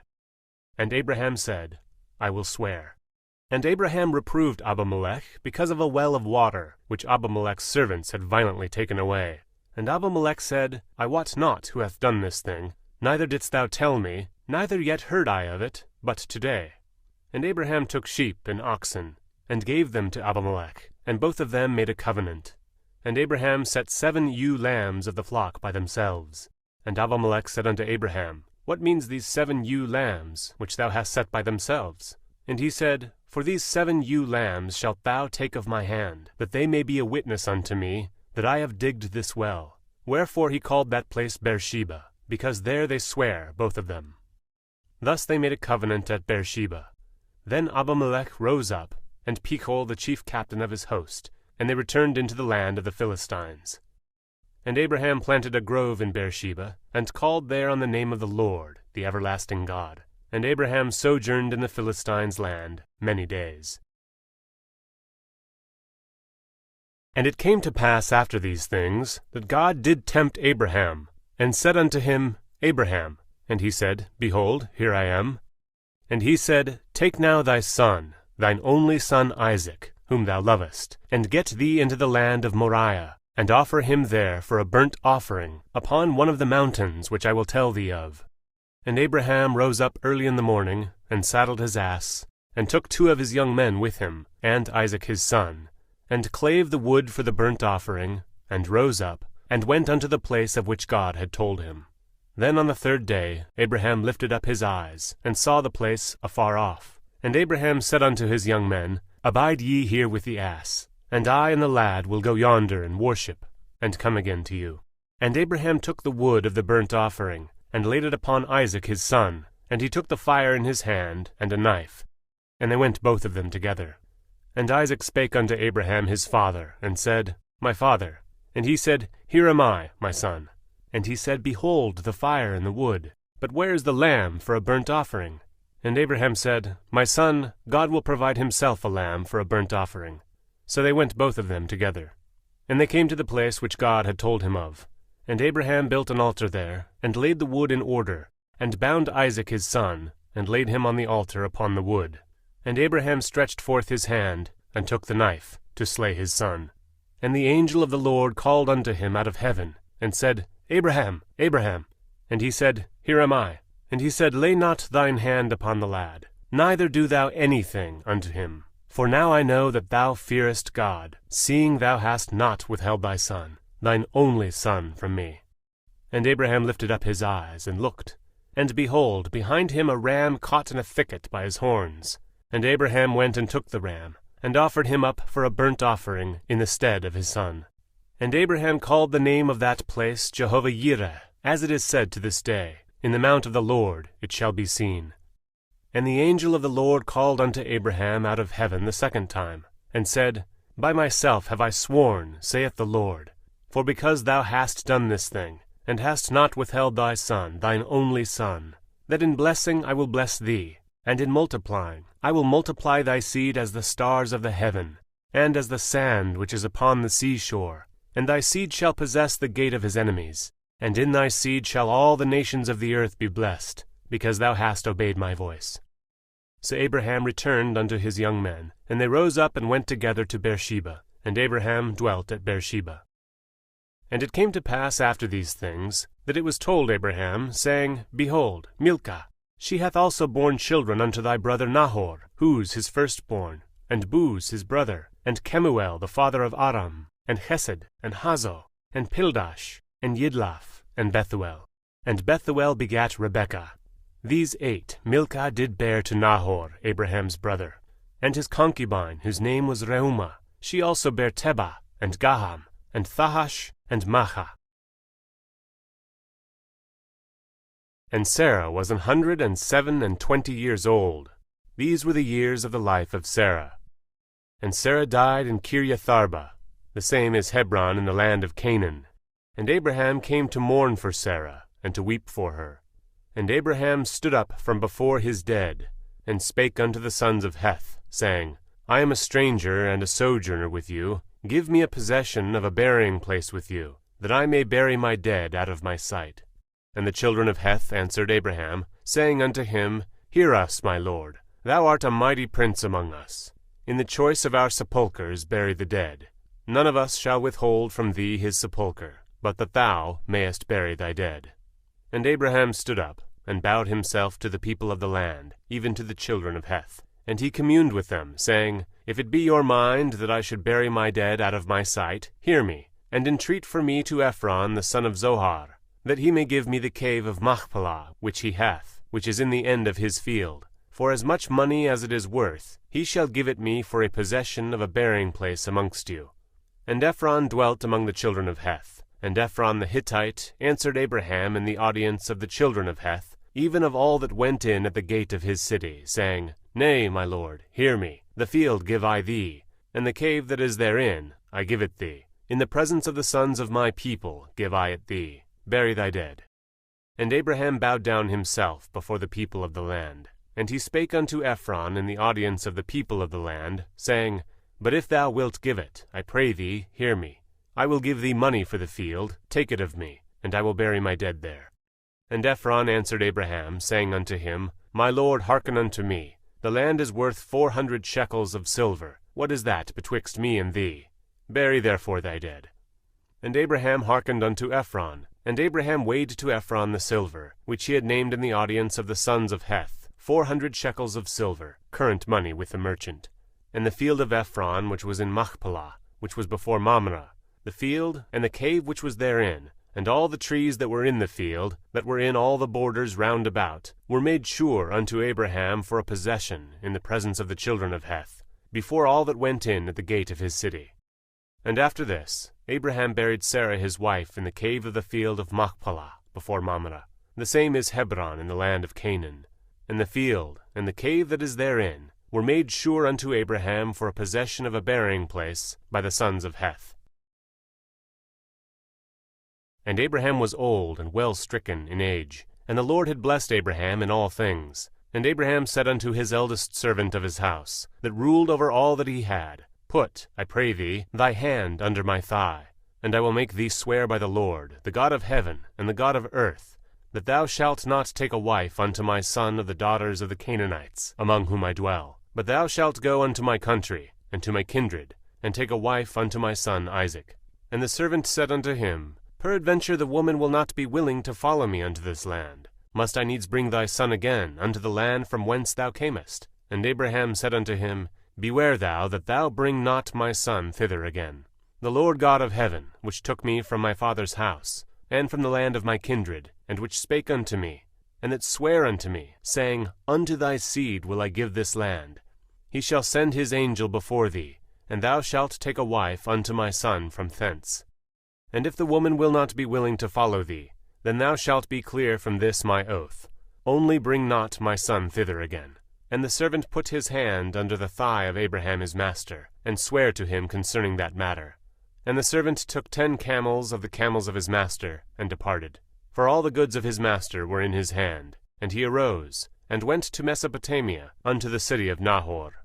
And he made his camels to kneel down without the city by a well of water at the time of the evening, even the time that women go out to draw water. And he said, O Lord God of my master Abraham, I pray thee, send me good speed this day, and shew kindness unto my master Abraham. Behold, I stand here by the well of water, and the daughters of the men of the city come out to draw water. And let it come to pass that the damsel to whom I shall say, Let down thy pitcher, I pray thee, that I may drink. And she shall say, Drink, and I will give thy camels drink also. Let the same be she that thou hast appointed for thy servant Isaac, and thereby shall I know that thou hast shewed kindness unto my master. And it came to pass, before he had done speaking, that, behold, Rebekah came out, who was born unto Bethuel, son of Milcah, the wife of Nahor, Abraham's brother, with her pitcher upon her shoulder. And the damsel was very fair to look upon, a virgin, neither had any man known her. And she went down to the well, and filled her pitcher, and came up. And the servant ran to meet her, and said, Let me, I pray thee, drink a little water of thy pitcher. And she said, Drink, my lord. And she hasted, and let down her pitcher upon her hand, and gave him drink. And when she had done giving him drink, she said, I will draw water for thy camels also, until they have done drinking. And she hasted, and emptied her pitcher into the trough, and ran again unto the well to draw water, and drew for all his camels. And the man wondering at her held his peace, to wit, whether the Lord had made his journey prosperous or not.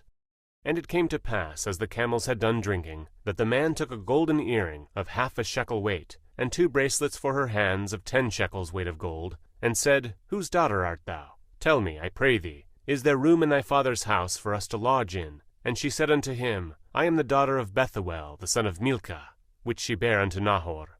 And she said moreover unto him, We have both straw and provender enough, and room to lodge in. And the man bowed down his head, and worshipped the Lord. And he said, Blessed be the Lord God of my master Abraham, who hath not left destitute my master of his mercy and his truth. I being in the way, the Lord led me to the house of my master's brethren. And the damsel ran, and told them of her mother's house these things. And Rebekah had a brother, and his name was Laban. And Laban ran out unto the man, unto the well. And it came to pass, when he saw the earring and bracelets upon his sister's hands, and when he heard the words of Rebekah his sister, saying, Thus spake the man unto me, that he came unto the man, and, behold, he stood by the camels at the well. And he said, Come in, thou blessed of the Lord. Wherefore standest thou without? For I have prepared the house, and room for the camels. And the man came into the house, and he ungirded his camels, and gave straw and provender for the camels, and water to wash his feet, and the men's feet that were with him. And there was set meat before him to eat. But he said, I will not eat, until I have told mine errand. And he said, Speak on. And he said, I am Abraham's servant, and the Lord hath blessed my master greatly, and he is become great. And he hath given him flocks, and herds, and silver, and gold, and menservants, and maidservants, and camels, and asses. And Sarah my master's wife bare a son to my master when she was old, and unto him hath he given all that he hath.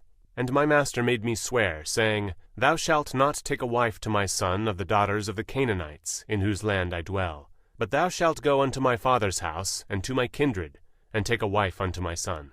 And I said unto my master, Peradventure the woman will not follow me.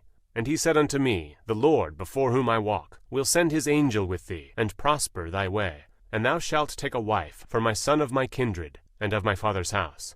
Then shalt thou be clear from this my oath, when thou comest to my kindred, and if they give not thee one, thou shalt be clear from my oath. And I came this day unto the well, and said, O Lord God of my master Abraham, if now thou do prosper my way which I go, behold, I stand by the well of water.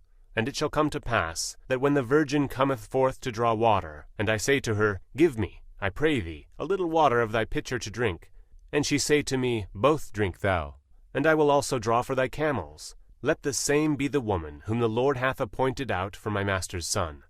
And before I had done speaking in mine heart, behold, Rebekah came forth with her pitcher on her shoulder, and she went down unto the well, and drew water. And I said unto her, Let me drink, I pray thee.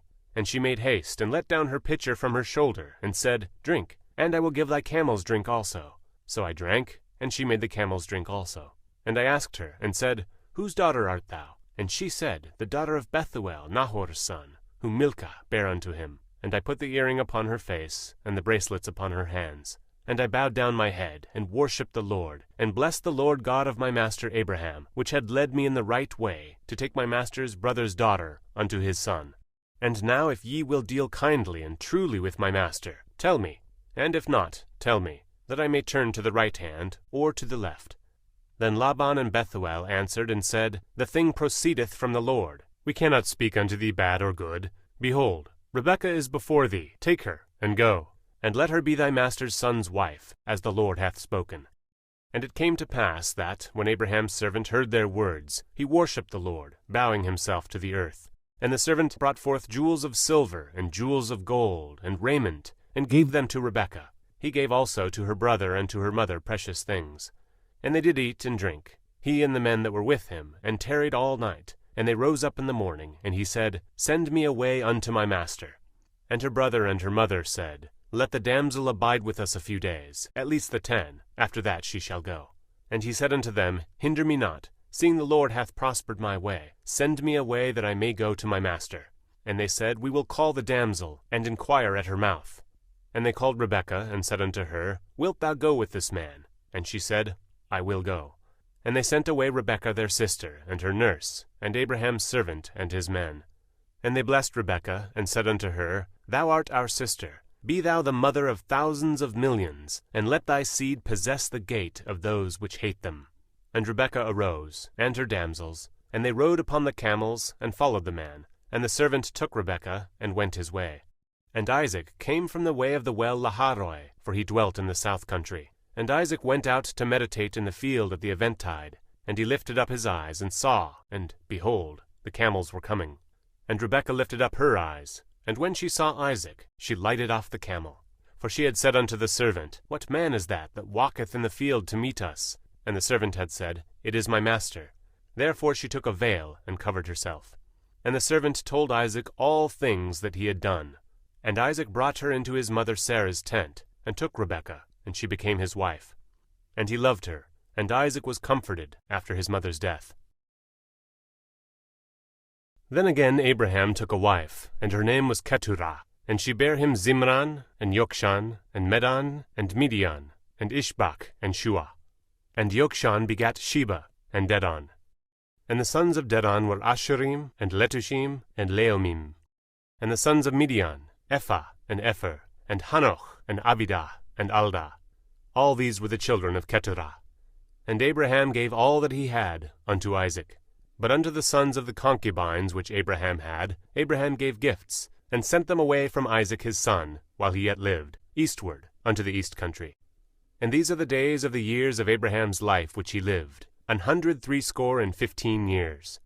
Then Abraham gave up the ghost, and died in a good old age, an old man, and full of years, and was gathered to his people.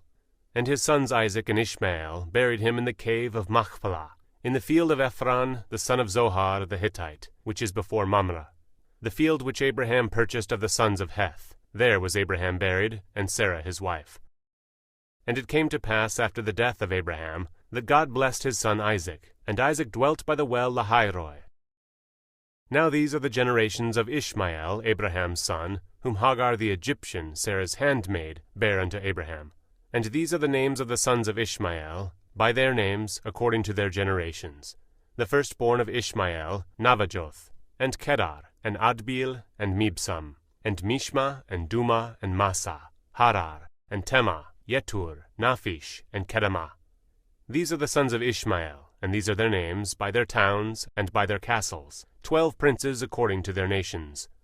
And these are the years of the life of Ishmael, 137 years, and he gave up the ghost and died, and was gathered unto his people. And they dwelt from Havilah unto Shur, that is before Egypt, as thou goest toward Assyria, and he died in the presence of all his brethren. And these are the generations of Isaac, Abraham's son. Abraham begat Isaac, and Isaac was 40 years old when he took Rebekah to wife, the daughter of Bethuel the Syrian of Padanaram, the sister to Laban the Syrian. And Isaac entreated the Lord for his wife, because she was barren. And the Lord was entreated of him, and Rebekah his wife conceived. And the children struggled together within her, and she said, If it be so, why am I thus? And she went to inquire of the Lord. And the Lord said unto her, 2 nations are in thy womb, and 2 manner of people shall be separated from thy bowels. And the one people shall be stronger than the other people, and the elder shall serve the younger.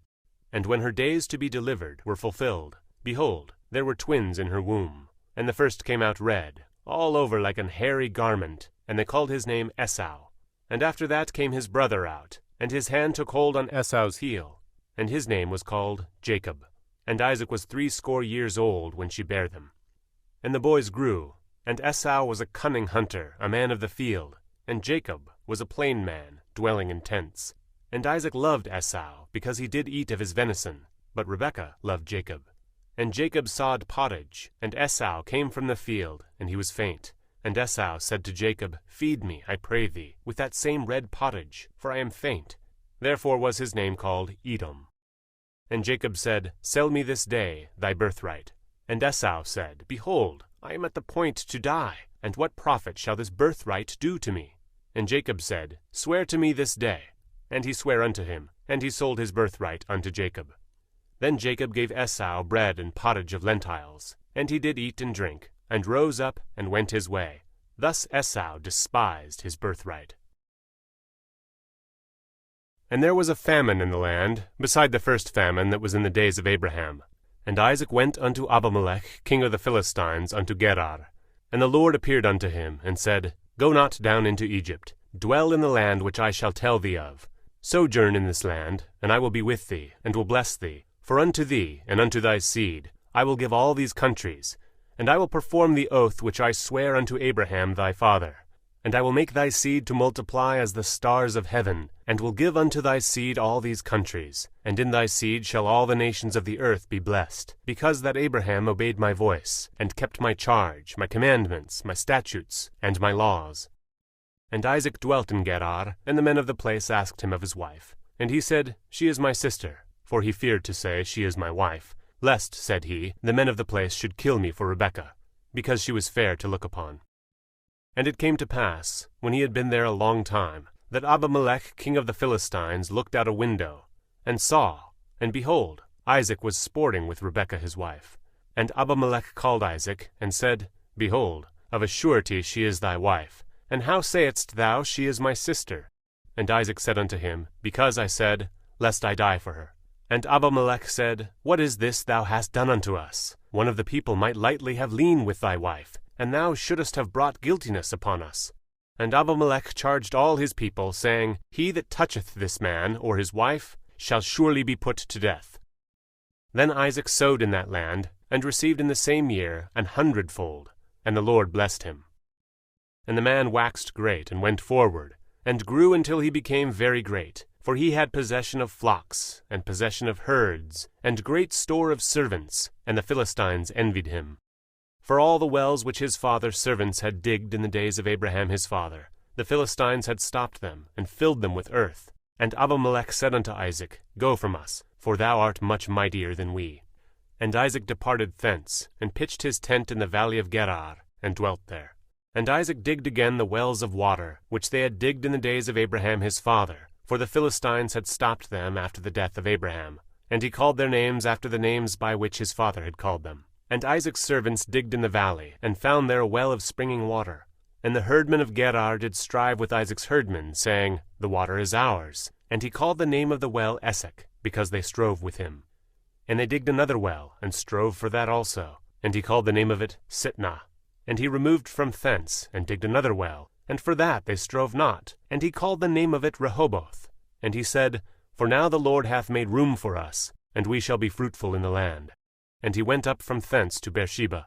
And the Lord appeared unto him the same night, and said, I am the God of Abraham thy father. Fear not, for I am with thee, and will bless thee, and multiply thy seed for my servant Abraham's sake. And he builded an altar there, and called upon the name of the Lord, and pitched his tent there. And there Isaac's servants digged a well. Then Abimelech went to him from Gerar, and Ahuzath one of his friends, and Pichol the chief captain of his army. And Isaac said unto them, Wherefore come ye to me, seeing ye hate me, and have sent me away from you? And they said, We saw certainly that the Lord was with thee. And we said, Let there now be an oath betwixt us, even betwixt us and thee, and let us make a covenant with thee, that thou wilt do us no hurt, as we have not touched thee, and as we have done unto thee nothing but good, and have sent thee away in peace. Thou art now the blessed of the Lord. And he made them a feast, and they did eat and drink. And they rose up betimes in the morning, and sware one to another. And Isaac sent them away, and they departed from him in peace. And it came to pass the same day that Isaac's servants came, and told him concerning the well which they had digged, and said unto him, We have found water. And he called it Sheba. Therefore the name of the city is Beersheba unto this day. And Esau was 40 years old when he took to wife Judith, the daughter of Beeri the Hittite, and Bashemoth the daughter of Elon the Hittite, which were a grief of mind unto Isaac and to Rebekah.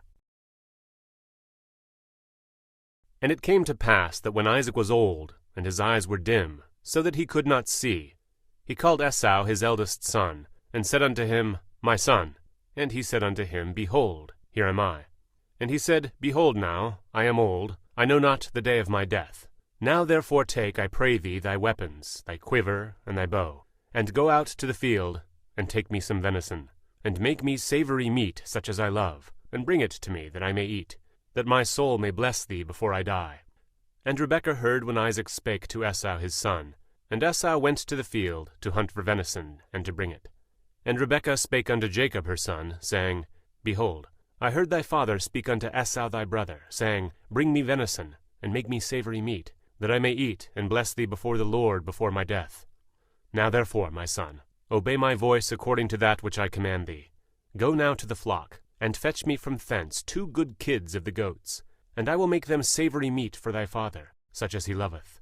And thou shalt bring it to thy father, that he may eat, and that he may bless thee before his death. And Jacob said to Rebekah his mother, Behold, Esau my brother is a hairy man, and I am a smooth man. My father peradventure will feel me, and I shall seem to him as a deceiver, and I shall bring a curse upon me, and not a blessing. And his mother said unto him, Upon me be thy curse, my son. Only obey my voice, and go fetch me them. And he went, and fetched, and brought them to his mother. And his mother made savory meat, such as his father loved. And Rebekah took goodly raiment of her eldest son Esau, which were with her in the house, and put them upon Jacob her younger son. And she put the skins of the kids of the goats upon his hands, and upon the smooth of his neck. And she gave the savory meat and the bread, which she had prepared, into the hand of her son Jacob. And he came unto his father, and said, My father. And he said, Here am I. Who art thou, my son? And Jacob said unto his father, I am Esau thy firstborn. I have done according as thou badest me. Arise, I pray thee, sit and eat of my venison, that thy soul may bless me. And Isaac said unto his son, How is it that thou hast found it so quickly, my son? And he said, Because the Lord thy God brought it to me. And Isaac said unto Jacob, Come near, I pray thee, that I may feel thee, my son, whether thou be my very son Esau or not.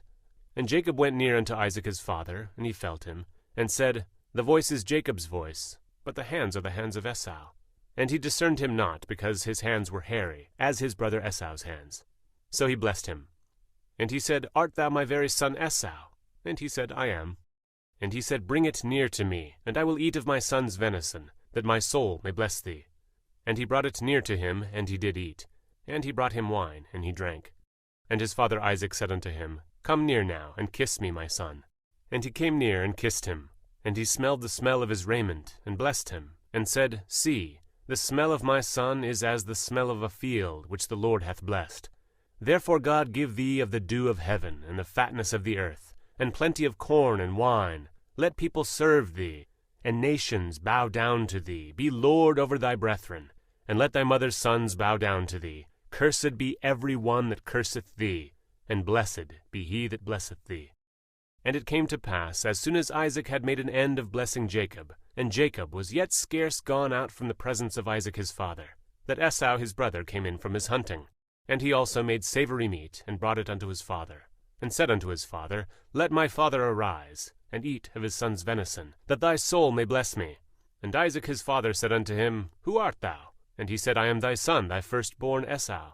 And Isaac trembled very exceedingly, and said, Who? Where is he that hath taken venison, and brought it me? And I have eaten of all before thou camest, and have blessed him. Yea, and he shall be blessed. And when Esau heard the words of his father, he cried with a great and exceeding bitter cry, and said unto his father, Bless me, even me also, O my father. And he said, Thy brother came with subtlety, but hath taken away thy blessing. And he said, Is not he rightly named Jacob? For he hath supplanted me these 2 times. He took away my birthright, and, behold, now he hath taken away my blessing. And he said, Hast thou not reserved a blessing for me? And Isaac answered and said unto Esau, Behold, I have made him thy lord, and all his brethren have I given to him for servants, and with corn and wine have I sustained him. And what shall I do now unto thee, my son? And Esau said unto his father, Hast thou but one blessing, my father? Bless me, even me also, O my father. And Esau lifted up his voice, and wept. And Isaac his father answered and said unto him, Behold, thy dwelling shall be the fatness of the earth, and of the dew of heaven from above. And by thy sword shalt thou live, and shalt serve thy brother. And it shall come to pass, when thou shalt have the dominion, that thou shalt break his yoke from off thy neck. And Esau hated Jacob, because of the blessing wherewith his father blessed him. And Esau said in his heart, The days of mourning for my father are at hand. Then will I slay my brother Jacob. And these words of Esau her elder son were told to Rebekah. And she sent and called Jacob her younger son, and said unto him, Behold, thy brother Esau, as touching thee, doth comfort himself, purposing to kill thee. Now therefore, my son, obey my voice. Arise, flee thou to Laban my brother to Haran, and tarry with him a few days, until thy brother's fury turn away, until thy brother's anger turn away from thee, and he forget that which thou hast done to him. Then I will send, and fetch thee from thence. Why should I be deprived also of you both in one day? And Rebekah said to Isaac, I am weary of my life because of the daughters of Heth. If Jacob take a wife of the daughters of Heth, such as these which are the daughters of the land, what good shall my life do me? And Isaac called Jacob, and blessed him, and charged him, and said unto him, Thou shalt not take a wife of the daughters of Canaan. Arise, go to Padanaram, to the house of Bethuel my mother's father, and take thee a wife from thence of the daughters of Laban thy mother's brother. And God Almighty bless thee, and make thee fruitful, and multiply thee, that thou mayest be a multitude of people, and give thee to the blessing of Abraham, to thee, and to thy seed with thee, that thou mayest inherit the land wherein thou art a stranger, which God gave unto Abraham. And Isaac sent away Jacob, and he went to Padanaram unto Laban, son of Bethuel the Syrian, the brother of Rebekah, Jacob and Esau's mother. And when Esau saw that Isaac had blessed Jacob, and sent him away to Padanaram, to take him a wife from thence, and that as he blessed him he gave him a charge, saying, Thou shalt not take a wife of the daughters of Canaan, and that Jacob obeyed his father and his mother, and was gone to Padanaram. And Esau, seeing that the daughters of Canaan pleased not Isaac his father, then went Esau unto Ishmael, and took unto the wives which he had Mahalath the daughter of Ishmael Abraham's son, the sister of Nebajoth, to be his wife. And Jacob went out from Beersheba, and went toward Haran. And he lighted upon a certain place, and tarried there all night, because the sun was set. And he took of the stones of that place, and put them for his pillows, and lay down in that place to sleep. And he dreamed, and behold, a ladder set up on the earth, and the top of it reached to heaven. And behold, the angels of God ascending and descending on it. And behold, the Lord stood above it, and said, I am the Lord God of Abraham thy father, and the God of Isaac. And the land whereon thou liest, to thee will I give it, and to thy seed. And thy seed shall be as the dust of the earth. And thou shalt spread abroad to the west, and to the east, and to the north, and to the south. And in thee, and in thy seed, shall all families of the earth be blessed. And, behold, I am with thee, and will keep thee in all places whither thou goest, and will bring thee again into this land, for I will not leave thee, until I have done that which I have spoken to thee of. And Jacob awaked out of his sleep, and he said, Surely the Lord is in this place, and I knew it not. And he was afraid, and said, How dreadful is this place! This is none other but the house of God, and this is the gate of heaven. And Jacob rose up early in the morning, and took the stone that he had put for his pillows, and set it up for a pillar, and poured oil upon the top of it. And he called the name of that place Bethel, but the name of that city was called Luz at the first. And Jacob vowed a vow, saying, If God will be with me, and will keep me in this way that I go, and will give me bread to eat, and raiment to put on, so that I come again to my father's house in peace, then shall the Lord be my God, and this stone which I have set for a pillar shall be God's house. And of all that thou shalt give me, I will surely give the 10th unto thee. Then Jacob went on his journey, and came into the land of the people of the east. And he looked, and behold, a well in the field, and, lo, there were 3 flocks of sheep lying by it. For out of that well they watered the flocks, and a great stone was upon the well's mouth. And thither were all the flocks gathered. And they rolled the stone from the well's mouth, and watered the sheep, and put the stone again upon the well's mouth in his place. And Jacob said unto them, My brethren, whence be ye? And they said, Of Haran are we. And he said unto them, Know ye Laban the son of Nahor? And they said, We know him. And he said unto them, Is he well? And they said, He is well. And, behold, Rachel his daughter cometh with the sheep. And he said, Lo, it is yet high day, neither is it time that the cattle should be gathered together. Water ye the sheep, and go and feed them. And they said, We cannot, until all the flocks be gathered together, until they roll the stone from the well's mouth. Then we water the sheep. And while he yet spake with them, Rachel came with her father's sheep, for she kept them. And it came to pass, when Jacob saw Rachel the daughter of Laban his mother's brother, and the sheep of Laban his mother's brother, that Jacob went near, and rolled the stone from the well's mouth, and watered the flock of Laban his mother's brother. And Jacob kissed Rachel, and lifted up his voice, and wept. And Jacob told Rachel that he was her father's brother, and that he was Rebekah's son, and she ran and told her father. And it came to pass, when Laban heard the tidings of Jacob his sister's son, that he ran to meet him, and embraced him, and kissed him, and brought him to his house. And he told Laban all these things. And Laban said to him, Surely thou art my bone and my flesh. And he abode with him the space of a month. And Laban said unto Jacob, Because thou art my brother, shouldest thou therefore serve me for naught? Tell me, what shall thy wages be? And Laban had 2 daughters. The name of the elder was Leah, and the name of the younger was Rachel. Leah was tender-eyed, but Rachel was beautiful and well-favored. And Jacob loved Rachel, and said, I will serve thee 7 years for Rachel thy younger daughter. And Laban said, It is better that I give her to thee, than that I should give her to another man. Abide with me. And Jacob served 7 years for Rachel, and they seemed unto him but a few days, for the love he had to her. And Jacob said unto Laban, Give me my wife, for my days are fulfilled, that I may go in unto her.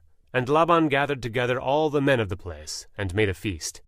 And it came to pass in the evening, that he took Leah his daughter, and brought her to him, and he went in unto her. And Laban gave unto his daughter Leah 𝐵𝐿𝐴 his maid, for an handmaid. And it came to pass that in the morning, behold, it was Leah. And he said to Laban, What is this thou hast done unto me? Did I not serve with thee for Rachel? Wherefore then hast thou beguiled me? And Laban said, It must not be so done in our country, to give the younger before the firstborn. Fulfill her week, and we will give thee this also, for the service which thou shalt serve with me yet 7 other years. And Jacob did so, and fulfilled her week, and he gave him Rachel his daughter to wife also. And Laban gave to Rachel his daughter Bilhah his handmaid to be her maid. And he went in also unto Rachel, and he loved also Rachel more than Leah, and served with him yet 7 other years. And when the Lord saw that Leah was hated, he opened her womb, but Rachel was barren. And Leah conceived and bare a son, and she called his name Reuben.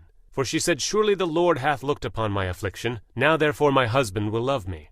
And she conceived again, and bare a son, and said, Because the Lord hath heard I was hated, he hath therefore given me this son also.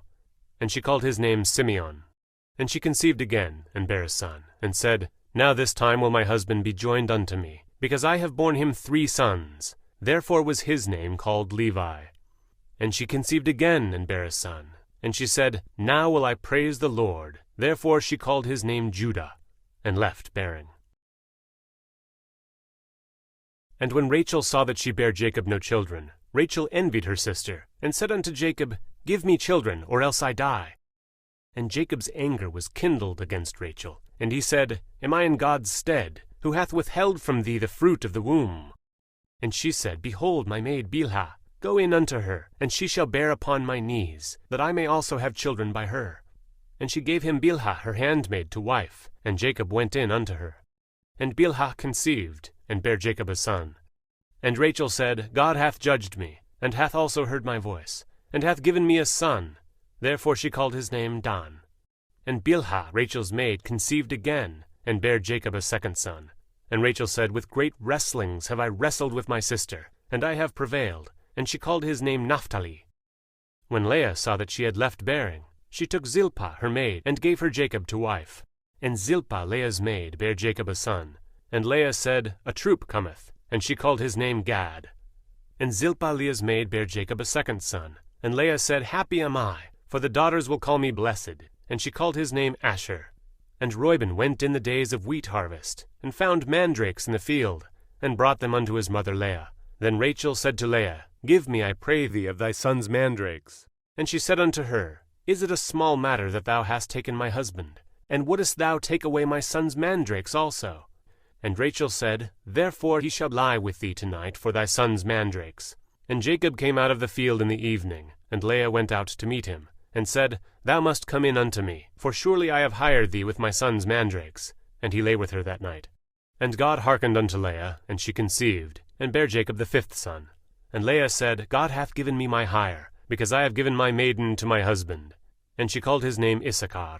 And Leah conceived again, and bare Jacob the sixth son. And Leah said, God hath endued me with a good dowry. Now will my husband dwell with me, because I have borne him 6 sons. And she called his name Zebulun.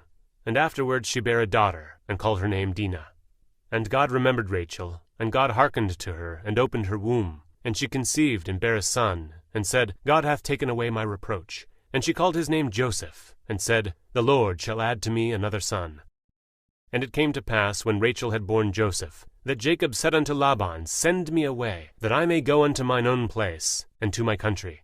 Give me my wives and my children, for whom I have served thee, and let me go. For thou knowest my service which I have done thee. And Laban said unto him, I pray thee, if I have found favor in thine eyes, tarry, for I have learned by experience that the Lord hath blessed me for thy sake. And he said, Appoint me thy wages, and I will give it. And he said unto him, Thou knowest how I have served thee, and how thy cattle was with me. For it was little which thou hadst before I came, and it is now increased unto a multitude. And the Lord hath blessed thee since my coming. And now when shall I provide for mine own house also? And he said, What shall I give thee? And Jacob said, Thou shalt not give me anything. If thou wilt do this thing for me, I will again feed and keep thy flock. I will pass through all thy flock today, removing from thence all the speckled and spotted cattle, and all the brown cattle among the sheep, and the spotted and speckled among the goats. And of such shall be my hire. So shall my righteousness answer for me in time to come, when it shall come for my hire before thy face. Every one that is not speckled and spotted among the goats, and brown among the sheep, that shall be counted stolen with me. And Laban said, Behold, I would it might be according to thy word.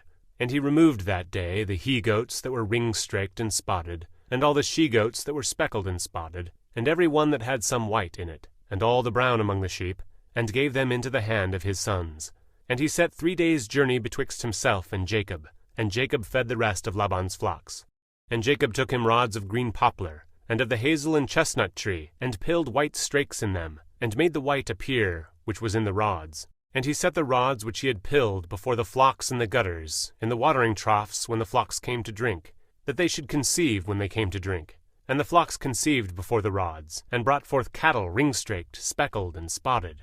And Jacob did separate the lambs, and set the faces of the flocks toward the ring-straked, and all the brown in the flock of Laban. And he put his own flocks by themselves, and put them not unto Laban's cattle.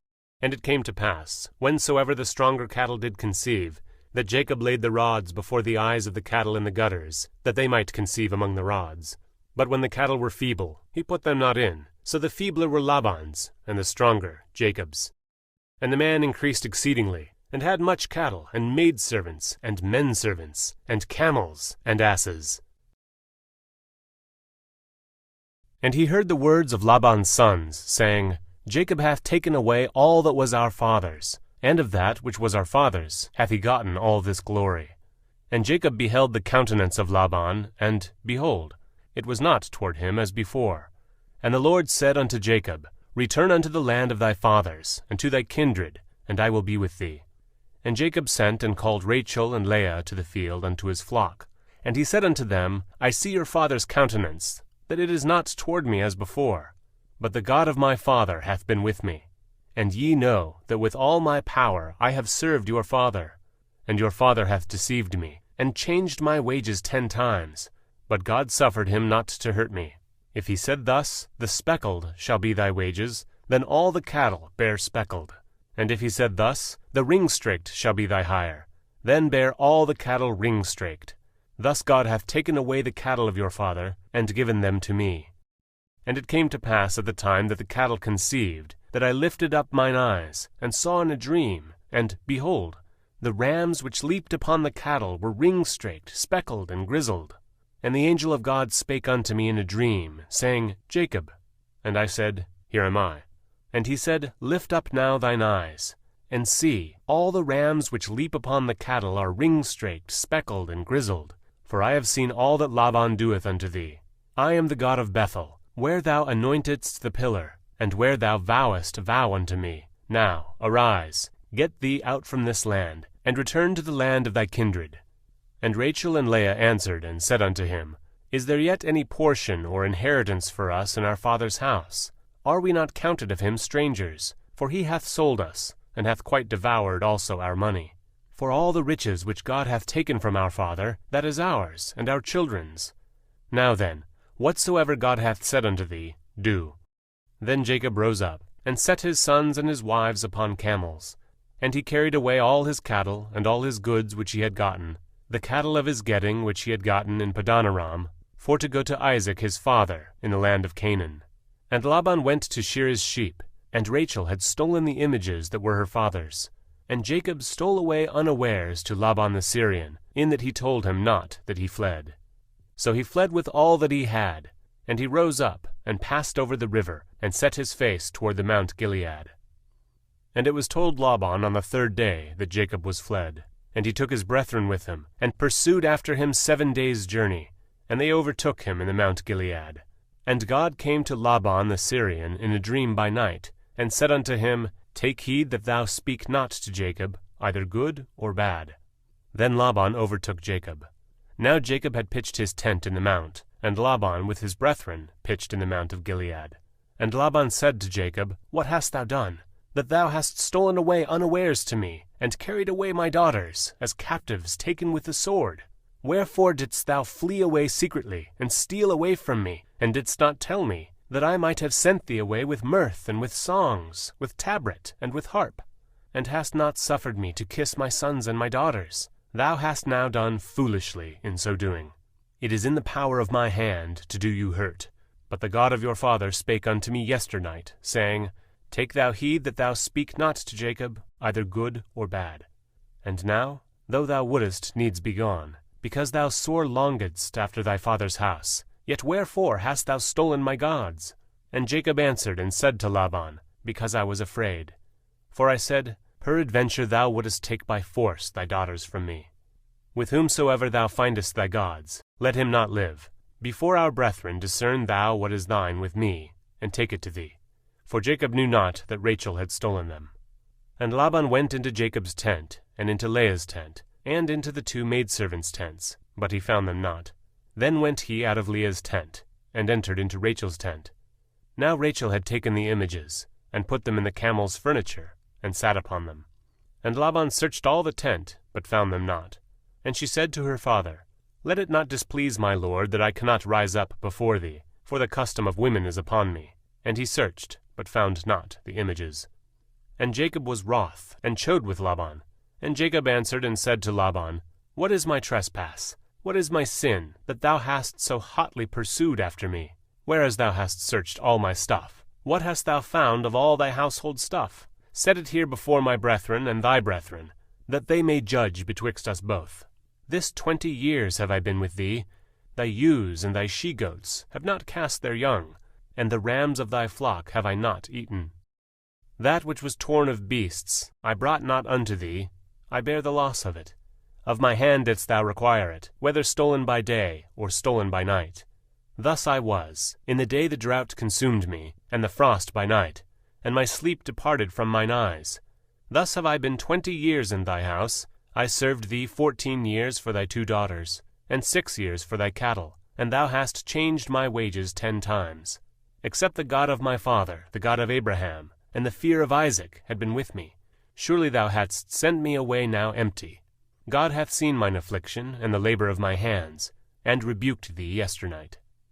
And Laban answered and said unto Jacob, These daughters are my daughters, and these children are my children, and these cattle are my cattle, and all that thou seest is mine. And what can I do this day unto these my daughters, or unto their children which they have borne? Now therefore come thou, let us make a covenant, I and thou, and let it be for a witness between me and thee. And Jacob took a stone, and set it up for a pillar. And Jacob said unto his brethren, Gather stones. And they took stones, and made an heap. And they did eat there upon the heap. And Laban called it 𝗤𝗨𝗏, but Jacob called it Galeed.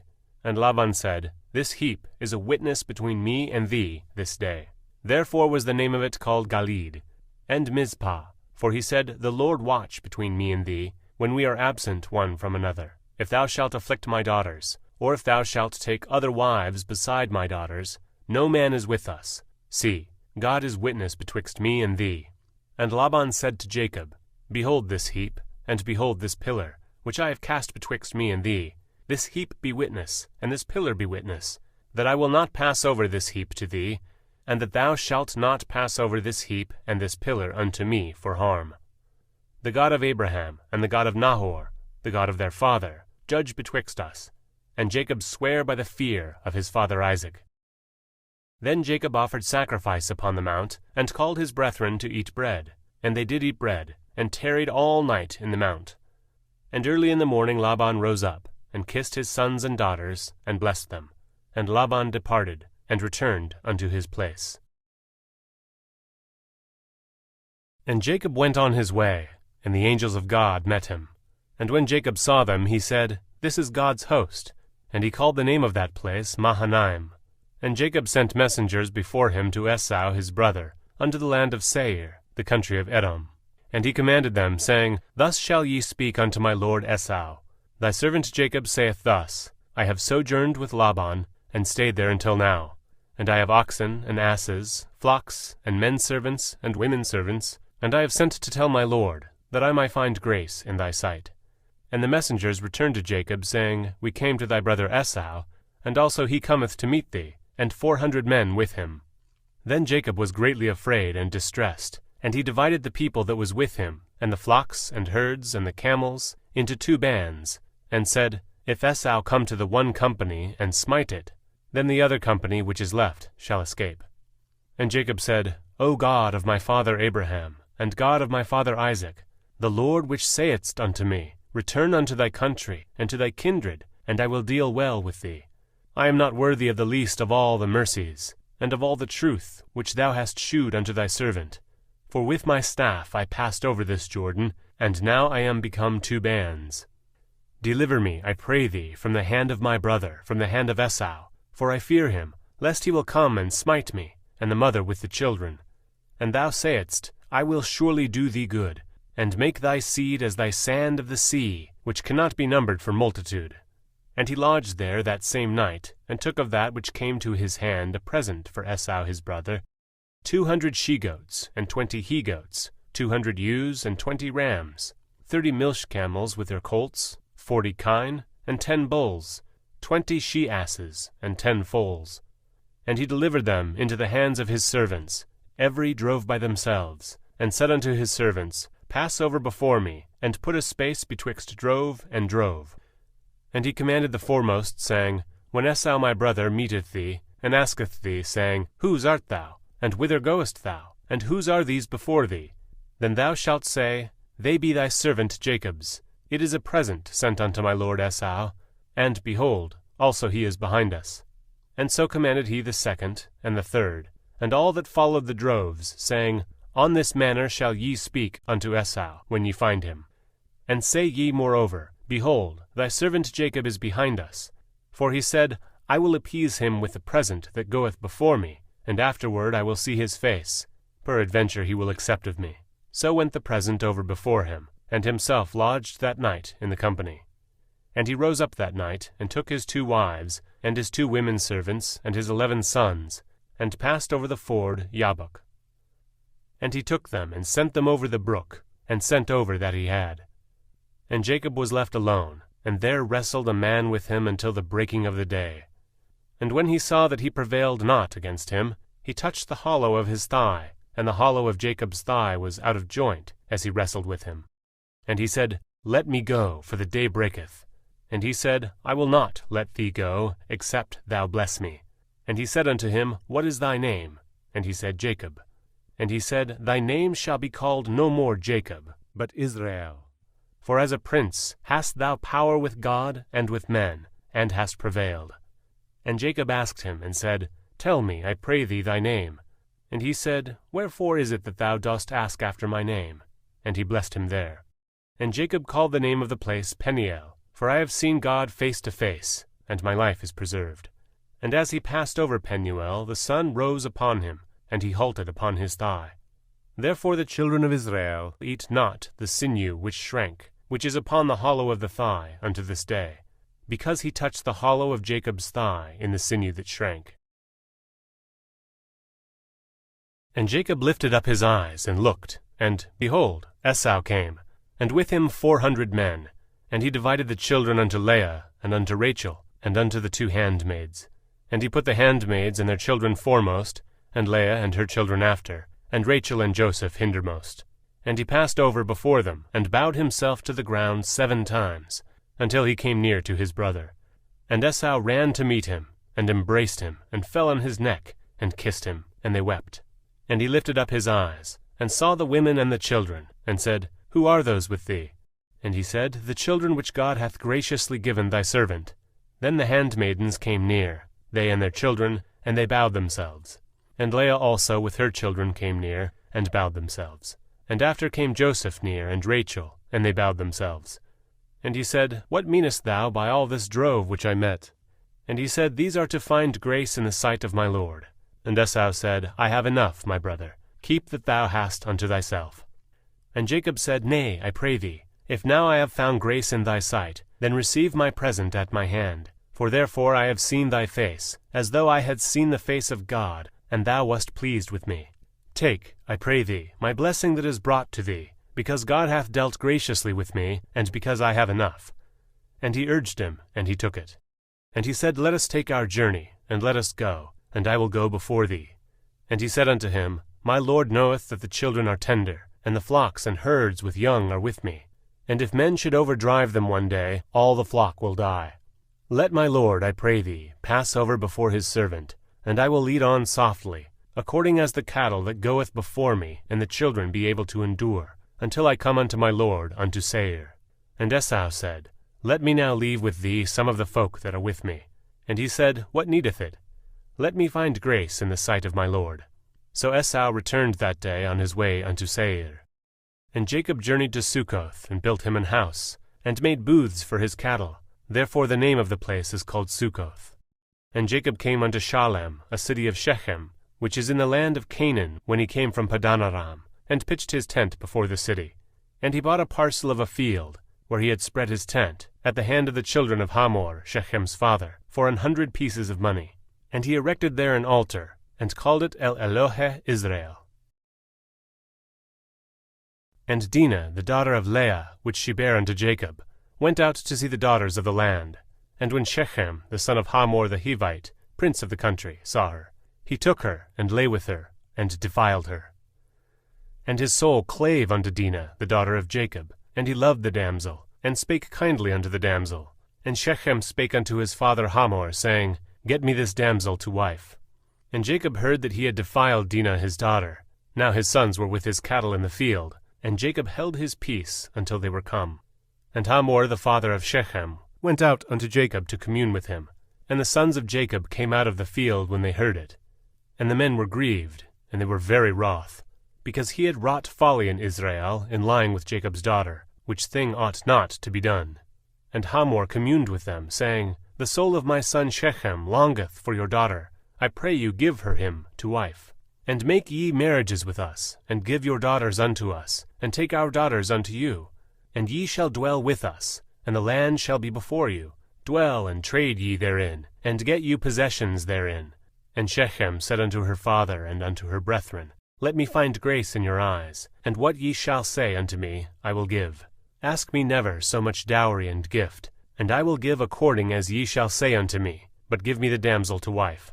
And the sons of Jacob answered Shechem and Hamor his father deceitfully, and said, because he had defiled Dinah their sister. And they said unto them, We cannot do this thing, to give our sister to one that is uncircumcised, for that were a reproach unto us. But in this will we consent unto you. If ye will be as we be, that every male of you be circumcised, then we will give our daughters unto you, and we will take your daughters to us, and we will dwell with you, and we will become one people. But if ye will not hearken unto us to be circumcised, then we will take our daughter, and we will be gone. And their words pleased Hamor, and Shechem Hamor's son. And the young man deferred not to do the thing, because he had delight in Jacob's daughter, and he was more honorable than all of the house of his father. And Hamor and Shechem his son came unto the gate of their city, and communed with the men of their city, saying, These men are peaceable with us, therefore let them dwell in the land, and trade therein. For the land, behold, it is large enough for them. Let us take their daughters to us for wives, and let us give them our daughters. Only herein will the men consent unto us, for to dwell with us, to be one people, if every male among us be circumcised, as they are circumcised. Shall not their cattle and their substance, and every beast of theirs, be ours? Only let us consent unto them, and they will dwell with us. And unto Hamor and unto Shechem his son hearkened all that went out of the gate of his city, and every male was circumcised, all that went out of the gate of his city. And it came to pass on the third day, when they were sore, that two of the sons of Jacob, Simeon and Levi, Dinah's brethren, took each man his sword, and came upon the city boldly, and slew all the males. And they slew Hamor and Shechem his son with the edge of the sword, and took Dinah out of Shechem's house, and went out. The sons of Jacob came upon the slain, and spoiled the city, because they had defiled their sister. They took their sheep, and their oxen, and their asses, and that which was in the city, and that which was in the field, and all their wealth, and all their little ones, and their wives took the captive, and spoiled even all that was in the house. And Jacob said to Simeon and Levi, Ye have troubled me to make me to stink among the inhabitants of the land, among the Canaanites and the Perizzites. And I being few in number, they shall gather themselves together against me, and slay me, and I shall be destroyed, I and my house. And they said, Should he deal with our sister as with an harlot? And God said unto Jacob, Arise, go up to Bethel, and dwell there, and make there an altar unto God, that appeared unto thee when thou fleddest from the face of Esau thy brother. Then Jacob said unto his household, and to all that were with him, Put away the strange gods that are among you, and be clean, and change your garments, and let us arise, and go up to Bethel, and I will make there an altar unto God, who answered me in the day of my distress, and was with me in the way which I went. And they gave unto Jacob all the strange gods which were in their hand, and all their earrings which were in their ears, and Jacob hid them under the oak which was by Shechem. And they journeyed, and the terror of God was upon the cities that were round about them, and they did not pursue after the sons of Jacob. So Jacob came to Luz, which is in the land of Canaan, that is, Bethel, he and all the people that were with him. And he built there an altar, and called the place El-Bethel, because there God appeared unto him, when he fled from the face of his brother. But Deborah, Rebekah's nurse, died, and she was buried beneath Bethel under an oak, and the name of it was called Allon-Bachuth. And God appeared unto Jacob again, when he came out of Padanaram, and blessed him. And God said unto him, Thy name is Jacob. Thy name shall not be called any more Jacob, but Israel shall be thy name. And he called his name Israel. And God said unto him, I am God Almighty. Be fruitful and multiply. A nation and a company of nations shall be of thee, and kings shall come out of thy loins. And the land which I gave Abraham and Isaac, to thee I will give it, and to thy seed after thee will I give the land. And God went up from him in the place where he talked with him. And Jacob set up a pillar in the place where he talked with him, even a pillar of stone, and he poured a drink offering thereon, and he poured oil thereon. And Jacob called the name of the place where God spake with him, Bethel. And they journeyed from Bethel, And there was but a little way to come to Ephrath. And Rachel travailed, and she had hard labor. And it came to pass, when she was in hard labor, that the midwife said unto her, Fear not, thou shalt have this son also. And it came to pass, as her soul was in departing, for she died, that she called his name Benoni, but his father called him Benjamin. And Rachel died, and was buried in the way to Ephrath, which is Bethlehem. And Jacob set a pillar upon her grave. That is the pillar of Rachel's grave unto this day. And Israel journeyed, and spread his tent beyond the Tower of Edar. And it came to pass, when Israel dwelt in that land, that Reuben went and lay with Bilhah his father's concubine, and Israel heard it. Now the sons of Jacob were 12, the sons of Leah, Reuben, Jacob's firstborn, and Simeon, and Levi, and Judah, and Issachar, and Zebulun. The sons of Rachel, Joseph, and Benjamin. And the sons of Bilhah, Rachel's handmaid, Dan, and Naphtali. And the sons of Zilpah, Leah's handmaid, Gad, and Asher. These are the sons of Jacob, which were born to him in Padanaram. And Jacob came unto Isaac his father unto Mamre, unto the city of Arba, which is Hebron, where Abraham and Isaac sojourned. And the days of Isaac were 180 years. And Isaac gave up the ghost, and died, and was gathered unto his people, being old and full of days. And his sons Esau and Jacob buried him. Now these are the generations of Esau, who is Edom. Esau took his wives of the daughters of Canaan, Adah, the daughter of Elon the Hittite, and Aholibamah, the daughter of Anah, the daughter of Zibeon the Hivite, and Bashemath, Ishmael's daughter, sister of Nebajoth. And Adah bare to Esau Eliphaz, and Bashemath bare Reuel, and Aholibamah bare Yeush, and Yalam, and Korah. These are the sons of Esau, which were born unto him in the land of Canaan. And Esau took his wives, and his sons, and his daughters, and all the persons of his house, and his cattle, and all his beasts, and all his substance, which he had got in the land of Canaan, and went into the country from the face of his brother Jacob. For their riches were more than they might dwell together, and the land wherein they were strangers could not bear them, because of their cattle.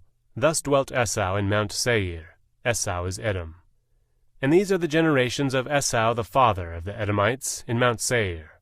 These are the names of Esau's sons: Eliphaz, the son of Adah, the wife of Esau; Reuel, the son of Bashemath, the wife of Esau. And the sons of Eliphaz were Teman, Omar, Zepho, and Gatam, and Kenaz. And Timnah was concubine to Eliphaz, Esau's son, and she bare to Eliphaz Amalek. These were the sons of Adah, Esau's wife. And these are the sons of Reuel: Nahath, and Zerah, Shammah, and Mizah. These were the sons of Bashemath, Esau's wife. And these were the sons of Aholibamah, the daughter of Anah, the daughter of Zibeon, Esau's wife. And she bare to Esau Yeush, and Yalam, and Korah. These were the dukes of the sons of Esau, the sons of Eliphaz, the firstborn son of Esau: Duke Teman, Duke Omar, Duke Zepho, Duke Kenaz, Duke Korah, Duke Gatam, and Duke Amalek. These are the dukes that came of Eliphaz in the land of Edom. These were the sons of Adah. And these are the sons of Reuel, Esau's son: Duke Nahath, Duke Zerah, Duke Shammah, Duke Mizah. These are the dukes that came of Reuel in the land of Edom. These are the son of Bashemath, Esau's wife. And these are the sons of Aholibamah, Esau's wife: Duke Jeush, Duke Yalam, Duke Korah.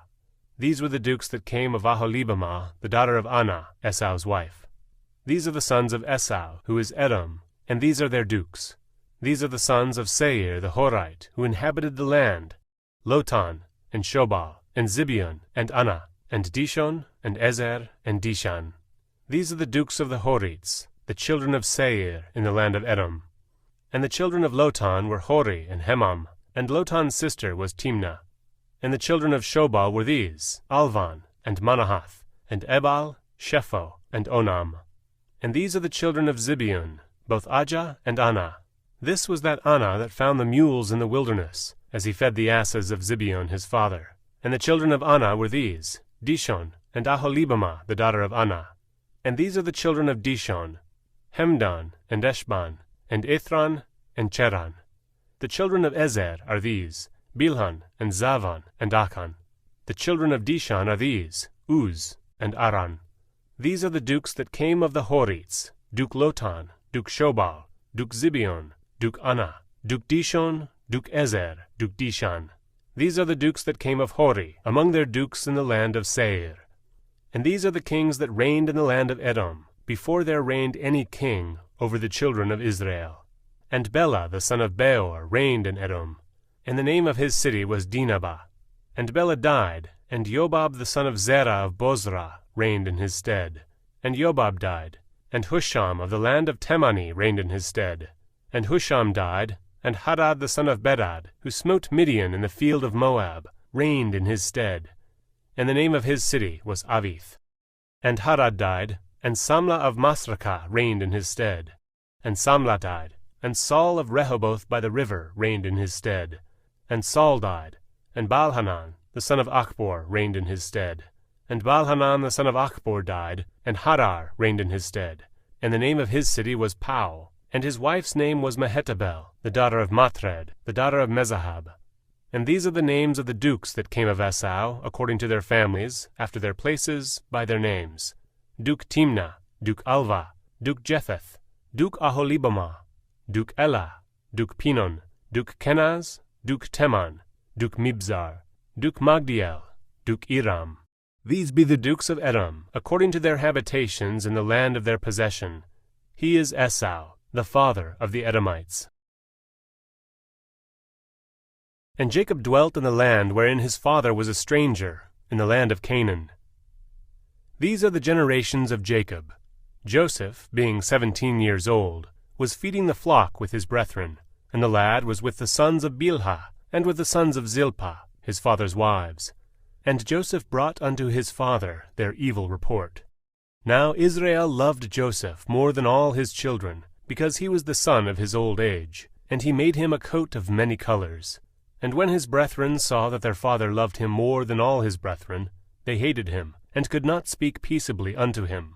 And Joseph dreamed a dream, and he told it his brethren, and they hated him yet the more.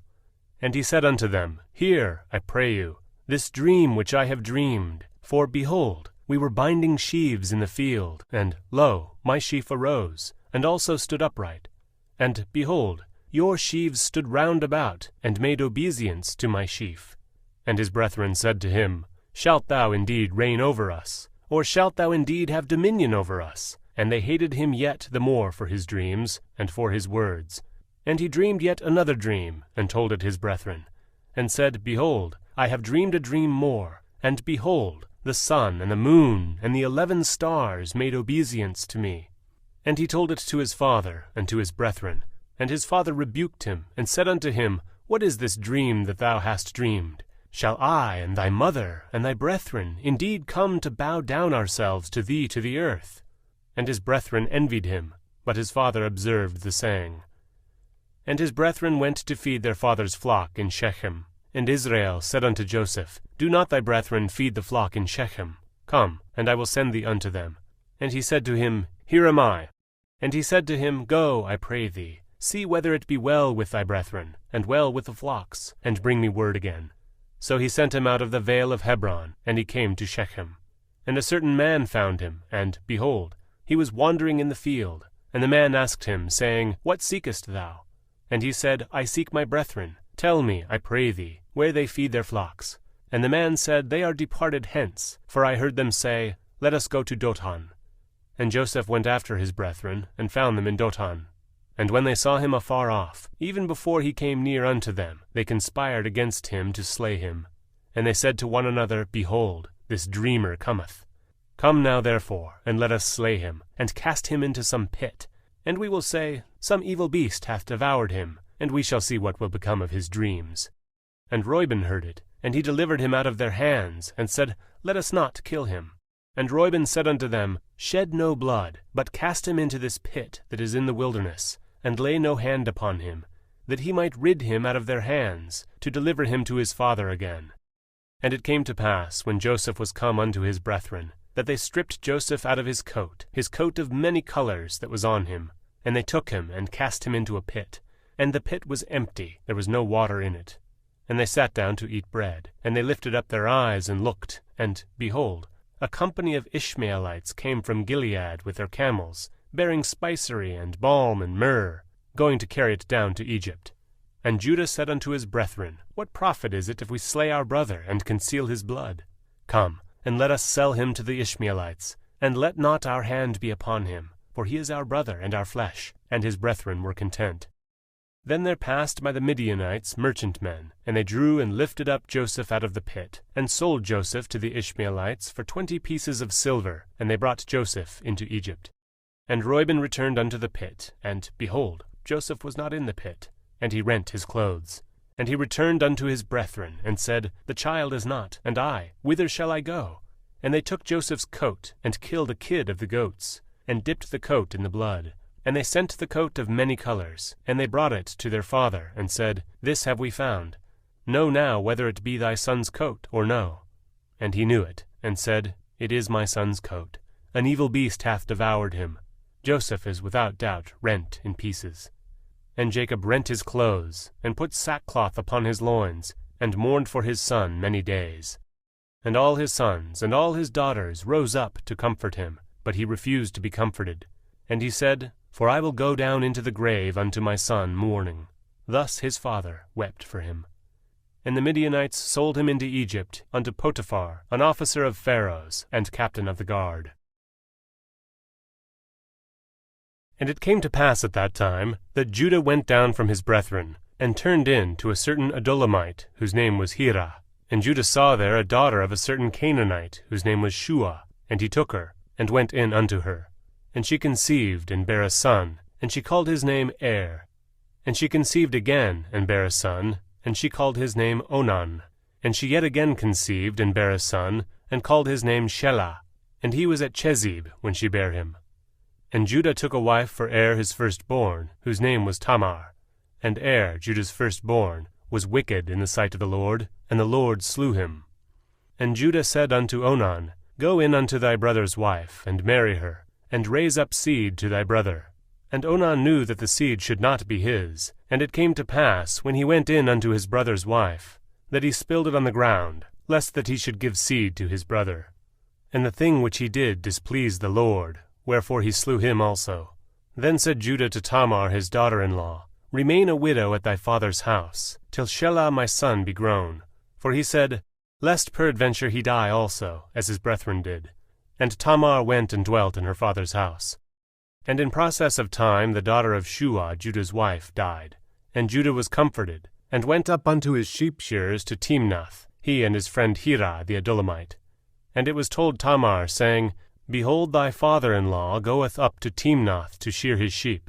And she put her widow's garments off from her, and covered her with a veil, and wrapped herself, and sat in an open place, which is by the way to Timnath. For she saw that Shelah was grown, and she was not given unto him to wife. When Judah saw her, he thought her to be an harlot, because she had covered her face. And he turned unto her by the way, and said, Go to, I pray thee, let me come in unto thee. For he knew not that she was his daughter-in-law. And she said, What wilt thou give me, that thou mayest come in unto me? And he said, I will send thee a kid from the flock. And she said, Wilt thou give me a pledge, till thou send it? And he said, What pledge shall I give thee? And she said, Thy signet, and thy bracelets, and thy staff that is in thine hand. And he gave it to her, and came in unto her, and she conceived by him. And she arose, and went away, and laid by her veil from her, and put on the garments of her widowhood. And Judah sent the kid by the hand of his friend the Adulamite, to receive his pledge from the woman's hand, but he found her not. Then he asked the men of that place, saying, Where is the harlot that was openly by the wayside? And they said, There was no harlot in this place. And he returned to Judah, and said, I cannot find her. And also the men of the place said that there was no harlot in this place. And Judah said, Let her take it to her, lest we be shamed. Behold, I sent this kid, and thou hast not found her. And it came to pass about 3 months after, that it was told to Judah, saying, Tamar thy daughter-in-law hath played the harlot. And also, behold, she is with child by whoredom. And Judah said, Bring her forth, and let her be burnt. When she was brought forth, she sent to her father-in-law, saying, By the man whose these are, am I with child? And she said, Discern, I pray thee, whose are these, the signet, and bracelets, and staff? And Judah acknowledged them, and said, She hath been more righteous than I, because that I gave her not to Shelah my son, and he knew her again no more. And it came to pass in the time of her travail that, behold, twins were in her womb. And it came to pass when she travailed, that the one put out his hand, and the midwife took and bound upon his hand a scarlet thread, saying, This came out first. And it came to pass, as he drew back his hand, that, behold, his brother came out. And she said, How hast thou broken forth? This breach be upon thee. Therefore his name was called Pharez. And afterward came out his brother, that had the scarlet thread upon his hand, and his name was called Zara. And Joseph was brought down to Egypt, and Potiphar, an officer of Pharaoh, captain of the guard, an Egyptian, bought him of the hands of the Ishmaelites, which had brought him down thither. And the Lord was with Joseph, and he was a prosperous man, and he was in the house of his master the Egyptian. And the master saw that the Lord was with him, and that the Lord made all that he did to prosper in his hand. And Joseph found grace in his sight, and he served him. And he made him overseer over his house, and all that he had put into his hand. And it came to pass from the time that he had made him overseer in his house, and over all that he had, that the Lord blessed the Egyptian's house for Joseph's sake. And the blessing of the Lord was upon all that he had in the house, and in the field. And he left all that he had in Joseph's hand, and he knew not aught he had, save the bread which he did eat. And Joseph was a goodly person, and well favored. And it came to pass after these things, that his master's wife cast her eyes upon Joseph, and she said, Lie with me. But he refused, and said unto his master's wife, Behold, my master wotteth not what is with me in the house, and he hath committed all that he hath to my hand. There is none greater in this house than I, neither hath he kept back any thing from me but thee, because thou art his wife. How then can I do this great wickedness, and sin against God? And it came to pass, as she spake to Joseph day by day, that he hearkened not unto her to lie by her, or to be with her. And it came to pass about this time, that Joseph went into the house to do his business, and there was none of the men of the house there within. And she caught him by his garment, saying, Lie with me. And he left his garment in her hand, and fled, and got him out. And it came to pass, when she saw that he had left his garment in her hand, and was fled forth, that she called unto the men of her house, and spake unto them, saying, See, he hath brought in an Hebrew unto us to mock us. He came in unto me to lie with me, and I cried with a loud voice. And it came to pass, when he heard that I lifted up my voice and cried, that he left his garment with me, and fled, and got him out. And she laid up his garment by her, until his lord came home. And she spake unto him according to these words, saying, The Hebrew servant, which thou hast brought unto us, came in unto me to mock me. And it came to pass, as I lifted up my voice and cried, that he left his garment with me, and fled out. And it came to pass, when his master heard the words of his wife, which she spake unto him, saying, After this manner did thy servant to me, that his wrath was kindled. And Joseph's master took him, and put him into the prison, a place where the king's prisoners were bound. And he was there in the prison. But the Lord was with Joseph, and shewed him mercy, and gave him favor in the sight of the keeper of the prison. And the keeper of the prison committed to Joseph's hand all the prisoners that were in the prison, and whatsoever they did there, he was the doer of it. The keeper of the prison looked not to any thing that was under his hand, because the Lord was with him. And that which he did, the Lord made it to prosper. And it came to pass after these things, that the butler of the king of Egypt and his baker had offended their lord the king of Egypt. And Pharaoh was wroth against two of his officers, against the chief of the butlers, and against the chief of the bakers. And he put them in ward in the house of the captain of the guard, into the prison, the place where Joseph was bound. And the captain of the guard charged Joseph with them, and he served them, and they continued a season in ward.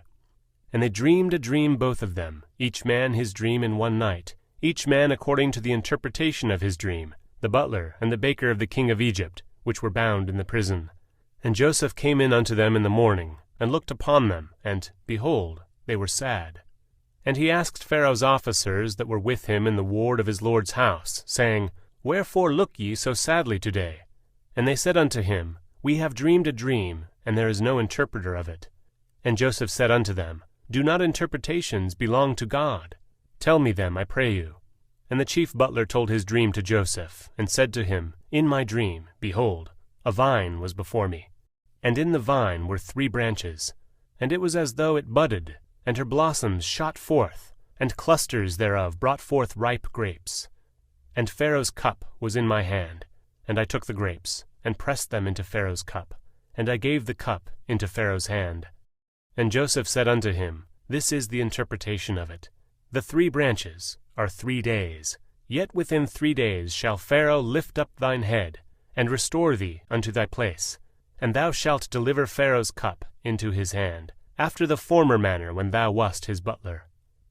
But think on me when it shall be well with thee, and shew kindness, I pray thee, unto me, and make mention of me unto Pharaoh, and bring me out of this house. For indeed I was stolen away out of the land of the Hebrews, and here also have I done nothing, that they should put me into the dungeon.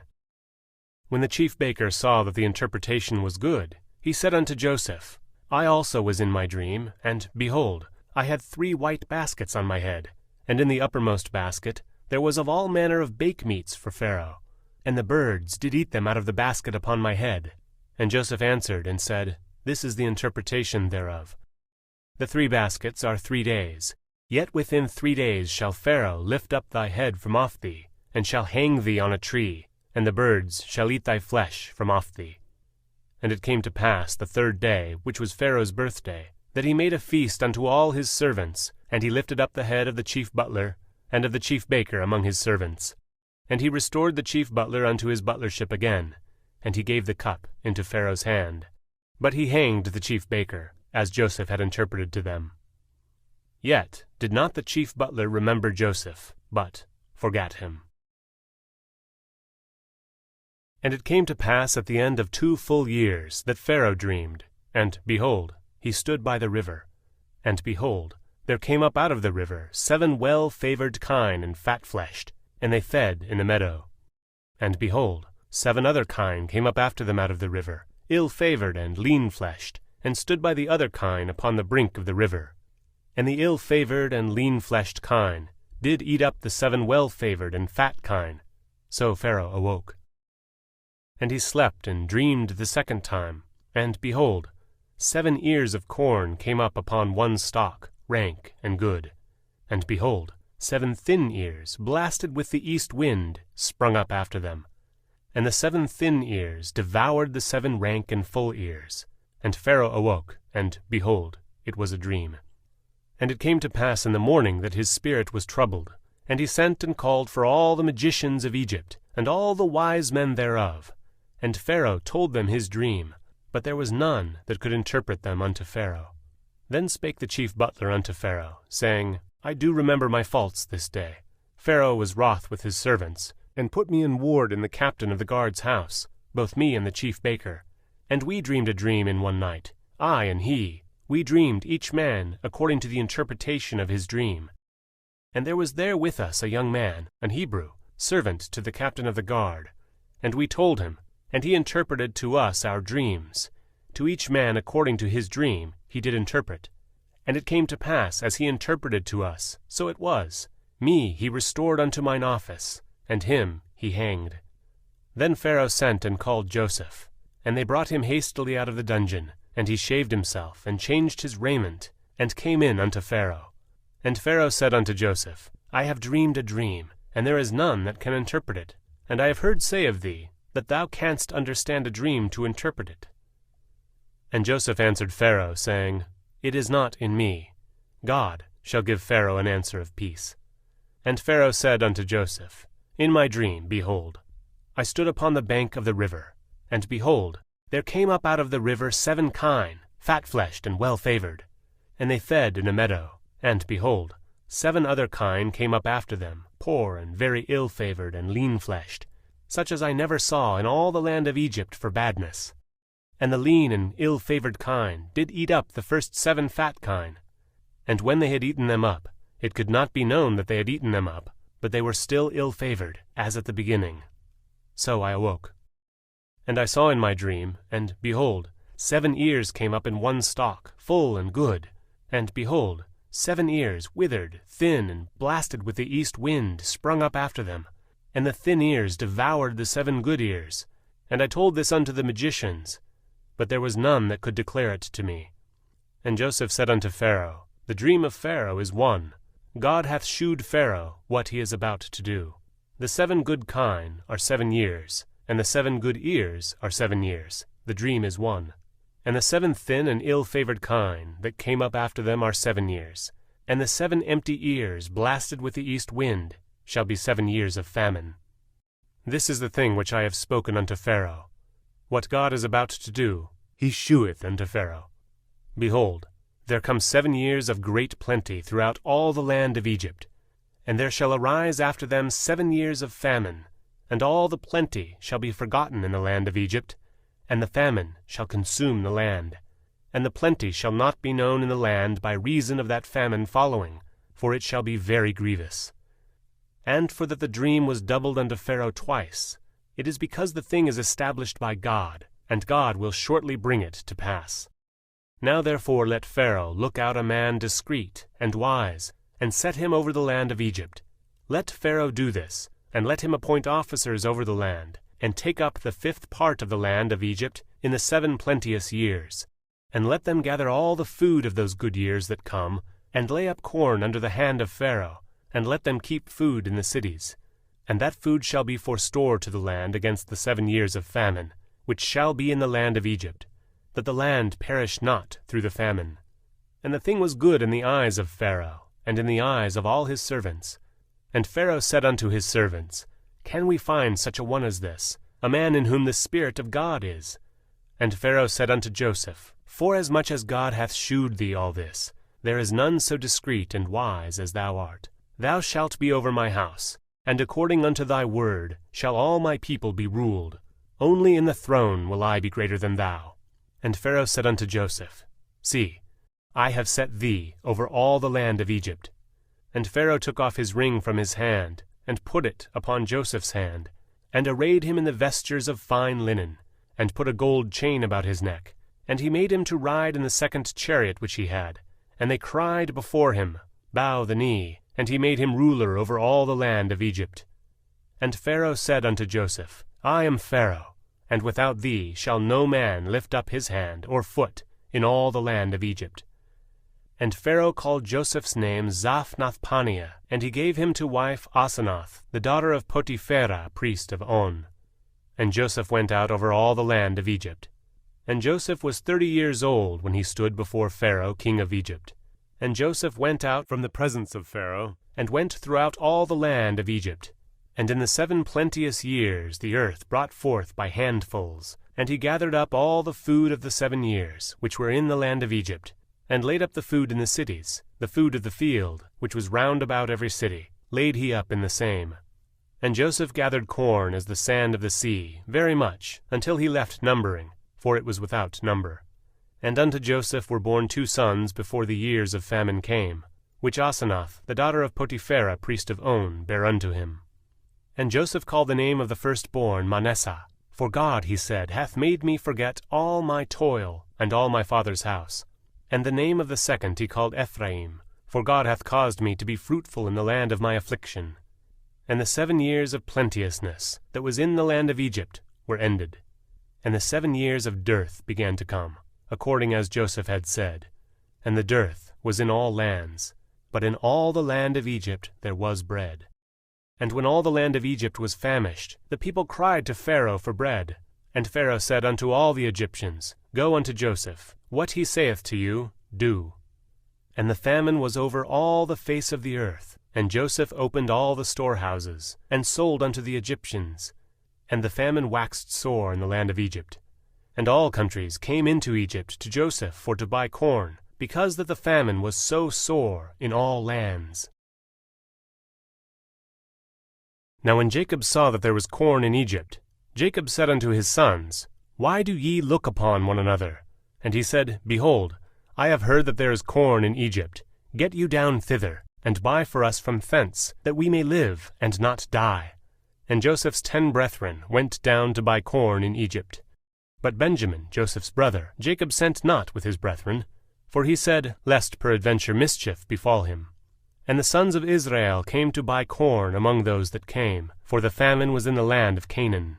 And Joseph was the governor over the land, and he it was that sold to all the people of the land. And Joseph's brethren came and bowed down themselves before him, with their faces to the earth.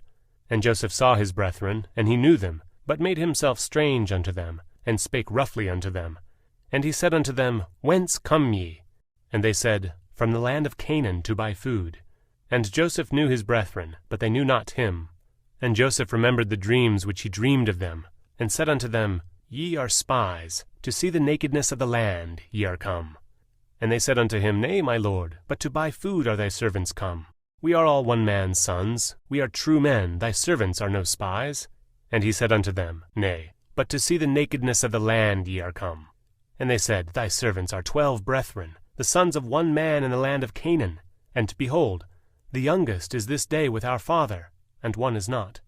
And Joseph said unto them, That is it that I spake unto you, saying, Ye are spies. Hereby ye shall be proved. By the life of Pharaoh ye shall not go forth hence, except your youngest brother come hither. Send one of you, and let him fetch your brother. And ye shall be kept in prison, that your words may be proved, whether there be any truth in you. Or else by the life of Pharaoh surely ye are spies. And he put them all together into ward 3 days.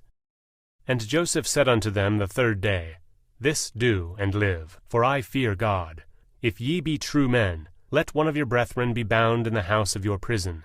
Go ye, carry corn for the famine of your houses, but bring your youngest brother unto me, so shall your words be verified, and ye shall not die. And they did so. And they said to one another, We are verily guilty concerning our brother, in that we saw the anguish of his soul when he besought us, and we would not hear. Therefore is this distress come upon us. And Reuben answered them, saying, Spake I not unto you, saying, Do not sin against the child, and ye would not hear. Therefore, behold, also his blood is required. And they knew not that Joseph understood them, for he spake unto them by an interpreter. And he turned himself about from them, and wept, and returned to them again, and communed with them, and took from them Simeon, and bound him before their eyes. Then Joseph commanded to fill their sacks with corn, and to restore every man's money into his sack, and to give them provisions for the way, and thus he did unto them. And they laded their asses with the corn, and departed thence. And as one of them opened his sack to give his ass provender in the inn, he espied his money, for, behold, it was in his sack's mouth. And he said unto his brethren, My money is restored, and, lo, it is even in my sack. And their heart failed them, and they were afraid, saying to one another, What is this that God hath done unto us? And they came unto Jacob their father unto the land of Canaan, and told him all that befell unto them, saying, The man, who is the Lord of the land, spake roughly to us, and took us for spies of the country. And we said unto him, We are true men, we are no spies. We be 12 brethren, sons of our father. One is not, and the youngest is this day with our father in the land of Canaan. And the man, the Lord of the country, said unto us, Hereby shall I know that ye are true men. Leave one of your brethren here with me, and take food for the famine of your households, and be gone. And bring your youngest brother unto me. Then shall I know that ye are no spies, but that ye are true men. So will I deliver you your brother, and ye shall traffic in the land. And it came to pass, as they emptied their sacks, that, behold, every man's bundle of money was in his sack. And when both they and their father saw the bundles of money, they were afraid. And Jacob their father said unto them, Me have ye bereaved of my children. Joseph is not, and Simeon is not, and ye will take Benjamin away. All these things are against me. And Reuben spake unto his father, saying, Slay my 2 sons, if I bring him not to thee. Deliver him into my hand, and I will bring him to thee again. And he said, My son shall not go down with you, for his brother is dead, and he is left alone. If mischief befall him by the way in which ye go, then shall ye bring down my gray hairs with sorrow to the grave. And the famine was sore in the land, and it came to pass, when they had eaten up the corn which they had brought out of Egypt, their father said unto them, Go again, buy us a little food. And Judah spake unto him, saying, The man did solemnly protest unto us, saying, Ye shall not see my face, except your brother be with you. If thou wilt send our brother with us, we will go down and buy thee food.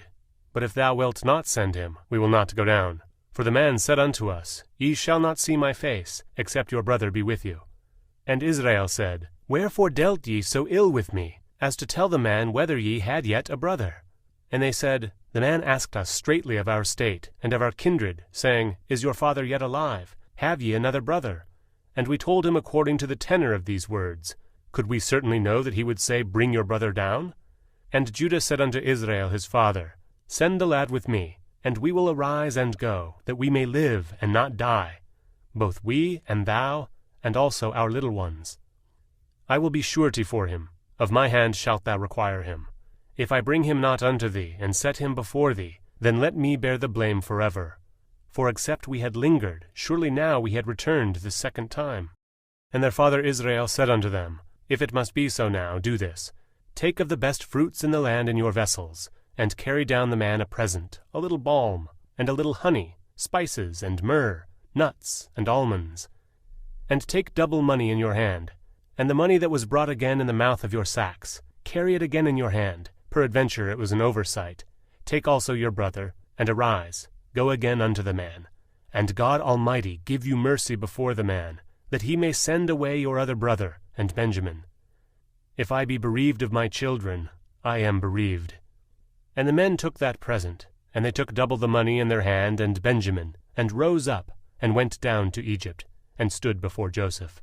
And when Joseph saw Benjamin with them, he said to the ruler of his house, Bring these men home, and slay, and make ready, for these men shall dine with me at noon. And the man did as Joseph bade, and the man brought the men into Joseph's house. And the men were afraid, because they were brought into Joseph's house. And they said, Because of the money that was returned in our sacks at the first time are we brought in, that he may seek occasion against us, and fall upon us, and take us for bondmen, and our asses. And they came near to the steward of Joseph's house, and they communed with him at the door of the house, and said, O sir, we came indeed down at the first time to buy food. And it came to pass, when we came to the inn, that we opened our sacks, and, behold, every man's money was in the mouth of his sack, our money in full weight, and we have brought it again in our hand. And the other money we have brought down in our hands to buy food. We cannot tell who put our money in our sacks.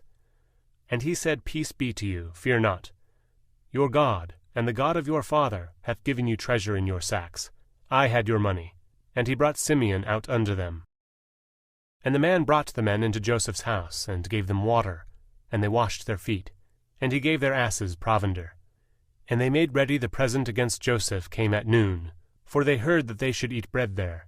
And when Joseph came home, they brought him the present which was in their hand into the house, and bowed themselves to him to the earth. And he asked them of their welfare, and said, Is your father well, the old man of whom ye spake? Is he yet alive? And they answered, Thy servant our father is in good health, he is yet alive. And they bowed down their heads, and made obeisance. And he lifted up his eyes, and saw his brother Benjamin, his mother's son, and said, Is this your younger brother, of whom ye spake unto me? And he said, God be gracious unto thee, my son. And Joseph made haste, for his bowels did yearn upon his brother, and he sought where to weep, and he entered into his chamber, and wept there. And he washed his face, and went out, and refrained himself, and said, Set on bread. And they set on for him by himself, and for them by themselves, and for the Egyptians which did eat with them by themselves, because the Egyptians might not eat bread with the Hebrews, for that is an abomination unto the Egyptians. And they sat before him, the firstborn according to his birthright, and the youngest according to his youth. And the men marveled one at another. And he took and sent messes unto them from before him. But Benjamin's mess was 5 times so much as any of theirs. And they drank, and were merry with him. And he commanded the steward of his house, saying, Fill the men's sacks with food, as much as they can carry, and put every man's money in his sack's mouth. And put my cup, the silver cup, in the sack's mouth of the youngest, and his corn money. And he did according to the word that Joseph had spoken. As soon as the morning was light, the men were sent away, they and their asses. And when they were gone out of the city, and not yet far off, Joseph said unto his steward, Up, follow after the men, and when thou dost overtake them, say unto them, Wherefore have ye rewarded evil for good? Is not this it in which my Lord drinketh, and whereby indeed he divineth? Ye have done evil in doing so. And he overtook them, and he spake unto them these same words. And they said unto him, Wherefore saith my Lord these words? God forbid that thy servants should do according to this thing. Behold, the money, which we have found in our sacks' mouths, we brought again unto thee out of the land of Canaan. How then should we steal out of thy Lord's house silver or gold? With whomsoever of thy servants it be found, both let them die, and we also will be my Lord's bondmen. And he said, Now also let it be according unto your words. He with whom it is found shall be my servant, and ye shall be blameless. Then they speedily took down every man his sack to the ground, and opened every man his sack. And he searched, and began at the eldest, and left at the youngest. And the cup was found in Benjamin's sack. Then they rent their clothes, and laded every man his ass, and returned to the city. And Judah and his brethren came to Joseph's house, for he was yet there, and they fell before him on the ground. And Joseph said unto them, What deed is this that ye have done? Wot ye not that such a man as I can certainly divine? And Judah said, What shall we say unto my lord? What shall we speak? Or how shall we clear ourselves? God hath found out the iniquity of thy servants. Behold, we are my lord's servants, both we, and he also with whom the cup is found. And he said, God forbid that I should do so. But the man in whose hand the cup is found, he shall be my servant. And as for you, get you up in peace unto your father. Then Judah came near unto him, and said, O my lord, let thy servant, I pray thee, speak a word in my lord's ears, and let not thine anger burn against thy servant, for thou art even as Pharaoh. My lord asked his servants, saying, Have ye a father or a brother? And we said unto my lord, We have a father, an old man, and a child of his old age, a little one, and his brother is dead, and he alone is left of his mother, and his father loveth him. And thou sayest unto thy servants, Bring him down unto me, that I may set mine eyes upon him. And we said unto my lord, The lad cannot leave his father, for if he should leave his father would die. And thou sayest unto thy servants, Except your youngest brother come down with you, ye shall see my face no more. And it came to pass, when we came up unto thy servant my father, we told him the words of my lord. And our father said, Go again, and buy us a little food. And we said, We cannot go down. If our youngest brother be with us, then we will go down. For we may not see the man's face, except our youngest brother be with us. And thy servant my father said unto us, Ye know that my wife bare me 2 sons. And the one went out from me, and I said, Surely he is torn in pieces, and I saw him not since. And if ye take this also from me, and mischief befall him, ye shall bring down my gray hairs with sorrow to the grave. Now therefore, when I come to thy servant my father, and the lad be not with us, seeing that his life is bound up in the lad's life, it shall come to pass, when he seeth that the lad is not with us, that he will die. And thy servants shall bring down the gray hairs of thy servant our father with sorrow to the grave. For thy servant became surety for the lad unto my father, saying, If I bring him not unto thee, then I shall bear the blame to my father forever. Now therefore, I pray thee, let thy servant abide, instead of the lad a bondman to my lord, and let the lad go up with his brethren. For how shall I go up to my father, and the lad be not with me, lest peradventure I see the evil that shall come on my father? Then Joseph could not refrain himself before all them that stood by him. And he cried, Cause every man to go out from me. And there stood no man with him, while Joseph made himself known unto his brethren. And he wept aloud, and the Egyptians and the house of Pharaoh heard. And Joseph said unto his brethren, I am Joseph. Doth my father yet live? And his brethren could not answer him, for they were troubled at his presence. And Joseph said unto his brethren, Come near to me, I pray you. And they came near. And he said, I am Joseph your brother, whom ye sold into Egypt. Now therefore be not grieved, nor angry with yourselves, that ye sold me hither. For God did send me before you to preserve life. For these 2 years hath the famine been in the land, and yet there are 5 years, in the which there shall neither be earing nor harvest. And God sent me before you to preserve you a posterity in the earth, and to save your lives by a great deliverance. So now it was not you that sent me hither, but God, and he hath made me a father to Pharaoh, and lord of all his house, and a ruler throughout all the land of Egypt. Haste ye, and go up to my father, and say unto him, Thus saith thy son Joseph, God hath made me lord of all Egypt. Come down unto me, tarry not, and thou shalt dwell in the land of Goshen. And thou shalt be near unto me, thou, and thy children, and thy children's children, and thy flocks, and thy herds, and all that thou hast. And there will I nourish thee, for yet there are 5 years of famine, lest thou and thy household, and all that thou hast, come to poverty. And behold, your eyes see, and the eyes of my brother Benjamin, that it is my mouth that speaketh unto you. And ye shall tell my father of all my glory in Egypt, and of all that ye have seen, and ye shall haste and bring down my father hither. And he fell upon his brother Benjamin's neck, and wept, and Benjamin wept upon his neck. Moreover he kissed all his brethren, and wept upon them, and after that his brethren talked with him. And the fame thereof was heard in Pharaoh's house, saying, Joseph's brethren are come, and it pleaseth Pharaoh well, and his servants.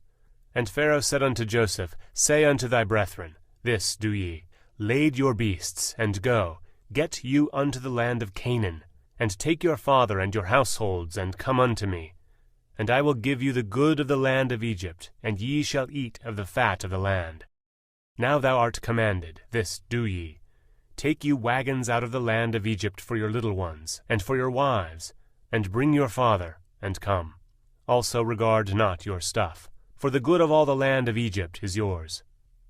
And the children of Israel did so, and Joseph gave them wagons, according to the commandment of Pharaoh, and gave them provision for the way. To all of them he gave each man changes of raiment, but to Benjamin he gave 300 pieces of silver, and 5 changes of raiment. And to his father he sent after this manner, 10 asses laden with the good things of Egypt, and 10 she-asses laden with corn and bread and meat for his father by the way. So he sent his brethren away, and they departed. And he said unto them, See that ye fall not out by the way. And they went up out of Egypt, and came into the land of Canaan unto Jacob their father, and told him, saying, Joseph is yet alive, and he is governor over all the land of Egypt. And Jacob's heart fainted, for he believed them not. And they told him all the words of Joseph, which he had said unto them. And when he saw the wagons which Joseph had sent to carry him, the spirit of Jacob their father revived. And Israel said, It is enough. Joseph my son is yet alive. I will go and see him before I die. And Israel took his journey with all that he had, and came to Beersheba, and offered sacrifices unto the God of his father Isaac. And God spake unto Israel in the visions of the night, and said, Jacob, Jacob. And he said, Here am I. And he said, I am God, the God of thy father. Fear not to go down into Egypt, for I will there make of thee a great nation. I will go down with thee into Egypt, and I will also surely bring thee up again. And Joseph shall put his hand upon thine eyes.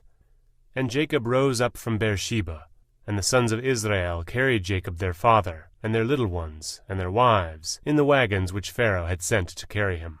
And they took their cattle and their goods, which they had gotten in the land of Canaan, and came into Egypt, Jacob and all his seed with him, his sons and his sons' sons with him, his daughters and his sons' daughters, and all his seed brought he with him into Egypt. And these are the names of the children of Israel, which came into Egypt, Jacob and his sons: Reuben, Jacob's firstborn, and the sons of Reuben, Hanoch, and Phallu, and Hezron, and Carmi. And the sons of Simeon, Jemuel, and Yamin, and Ohad, and Yachin, and Zohar, and Shaul, the son of a Canaanitish woman. And the sons of Levi, Gershon, Kohath, and Merari. And the sons of Judah, and Onan, and Shelah, and Pharez, and Zara. But and Onan died in the land of Canaan. And the sons of Pharez were Hezron and Hamul. And the sons of Issachar, Tola, and Phuvah, and Job, and Shimron. And the sons of Zebulun, Sered, and Elon, and Yahleel. These be the sons of Leah, which she bare unto Jacob in Padanaram, with his daughter Dinah. All the souls of his sons and his daughters were 33. And the sons of Gad, Ziphion, and Hagi, Shuni, and Ezbon, Eri, and Arodi, and Areli. And the sons of Asher, Yimnah, and Ishua, and Isui, and Beriah, and Serah their sister. And the sons of Beriah, Heber, and Malchiel. These are the sons of Zilpah, whom Laban gave to Leah his daughter. And these she bare unto Jacob, even 16 souls. The sons of Rachel Jacob's wife, Joseph, and Benjamin. And unto Joseph in the land of Egypt were born Manasseh and Ephraim, which Asenath the daughter of Potipherah, priest of On, bare unto him. And the sons of Benjamin were Bela and Becher. and Ashbel, Gera, and Naaman, Ehi, and Rosh, Muppim, and Huppim, and Ard. These are the sons of Rachel which were born to Jacob. All the souls were 14. And the sons of Dan, Hushim, and the sons of Naphtali, Yazil, and Guni, and Jezer, and Shillem. These are the sons of Bilhah, which Laban gave unto Rachel his daughter, and she bare these unto Jacob. All the souls were 7. All the souls that came with Jacob into Egypt, which came out of his loins, besides Jacob's sons' wives, all the souls were 66. And the sons of Joseph, which were born him in Egypt, were 2 souls. All the souls of the house of Jacob, which came into Egypt, were 70. And he sent Judah before him unto Joseph, to direct his face unto Goshen. And they came into the land of Goshen. And Joseph made ready his chariot, and went up to meet Israel his father, to Goshen, and presented himself unto him. And he fell on his neck, and wept on his neck a good while. And Israel said unto Joseph, Now let me die, since I have seen thy face, because thou art yet alive. And Joseph said unto his brethren, and unto his father's house, I will go up, and shew Pharaoh, and say unto him, My brethren, and my father's house, which were in the land of Canaan, are come unto me. And the men are shepherds, for their trade hath been to feed cattle, and they have brought their flocks, and their herds, and all that they have. And it shall come to pass, when Pharaoh shall call you, and shall say, What is your occupation? That ye shall say, Thy servant's trade hath been about cattle from our youth even until now, both we and also our fathers, that ye may dwell in the land of Goshen, for every shepherd is an abomination unto the Egyptians. Then Joseph came and told Pharaoh, and said, My father and my brethren, and their flocks, and their herds, and all that they have, are come out of the land of Canaan, and, behold, they are in the land of Goshen. And he took some of his brethren, even 5 men, and presented them unto Pharaoh. And Pharaoh said unto his brethren, What is your occupation? And they said unto Pharaoh, Thy servants are shepherds, both we, and also our fathers. They said moreover unto Pharaoh, For to sojourn in the land are we come. For thy servants have no pasture for their flocks, for the famine is sore in the land of Canaan. Now, therefore, we pray thee, let thy servants dwell in the land of Goshen. And Pharaoh spake unto Joseph, saying, Thy father and thy brethren are come unto thee. The land of Egypt is before thee. In the best of the land make thy father and brethren to dwell. In the land of Goshen let them dwell. And if thou knowest any men of activity among them, then make them rulers over my cattle. And Joseph brought in Jacob his father, and set him before Pharaoh. And Jacob blessed Pharaoh. And Pharaoh said unto Jacob, How old art thou? And Jacob said unto Pharaoh, The days of the years of my pilgrimage are 130 years. Few and evil have the days of the years of my life been, and have not attained unto the days of the years of the life of my fathers in the days of their pilgrimage. And Jacob blessed Pharaoh, and went out from before Pharaoh. And Joseph placed his father and his brethren, and gave them a possession in the land of Egypt, in the best of the land, in the land of Ramesses, as Pharaoh had commanded. And Joseph nourished his father and his brethren, and all his father's household with bread, according to their families. And there was no bread in all the land, for the famine was very sore, so that the land of Egypt and all the land of Canaan fainted by the reason of the famine. And Joseph gathered up all the money that was found in the land of Egypt, and in the land of Canaan, for the corn which they bought. And Joseph brought the money into Pharaoh's house. And when money failed in the land of Egypt, and in the land of Canaan, all the Egyptians came unto Joseph, and said, Give us bread, for why should we die in thy presence? For the money faileth.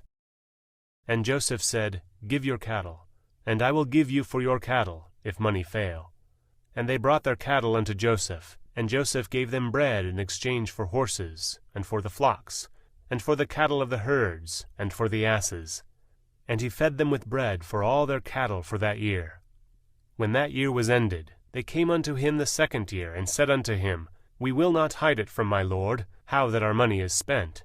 My lord also hath our herds of cattle. There is not aught left in the sight of my lord, but our bodies, and our lands. Wherefore shall we die before thine eyes, both we and our land? Buy us and our land for bread, and we and our land will be servants unto Pharaoh. And give us seed, that we may live, and not die, that the land be not desolate. And Joseph bought all the land of Egypt for Pharaoh, for the Egyptians sold every man his field, because the famine prevailed over them. So the land became Pharaoh's. And as for the people, he removed them to cities from one end of the borders of Egypt, even to the other end thereof. Only the land of the priests bought he not, for the priests had a portion assigned them of Pharaoh, and did eat their portion which Pharaoh gave them, wherefore they sold not their lands. Then Joseph said unto the people, Behold, I have bought you this day and your land for Pharaoh. Lo, here is seed for you, and ye shall sow the land. And it shall come to pass in the increase, that ye shall give the 5th part unto Pharaoh, and 4 parts shall be your own, for seed of the field, and for your food, and for them of your households, and for food for your little ones. And they said, Thou hast saved our lives. Let us find grace in the sight of my Lord, and we will be Pharaoh's servants. And Joseph made it a law over the land of Egypt unto this day, that Pharaoh should have the 5th part, except the land of the priests only, which became not Pharaoh's. And Israel dwelt in the land of Egypt, in the country of Goshen, and they had possessions therein, and grew, and multiplied exceedingly. And Jacob lived in the land of Egypt 17 years, so the whole age of Jacob was 147 years. And the time drew nigh that Israel must die. And he called his son Joseph, and said unto him, If now I have found grace in thy sight, put, I pray thee, thy hand under my thigh, and deal kindly and truly with me. Bury me not, I pray thee, in Egypt, but I will lie with my fathers, and thou shalt carry me out of Egypt, and bury me in their burying place. And he said, I will do as thou hast said. And he said, Swear unto me. And he sware unto him.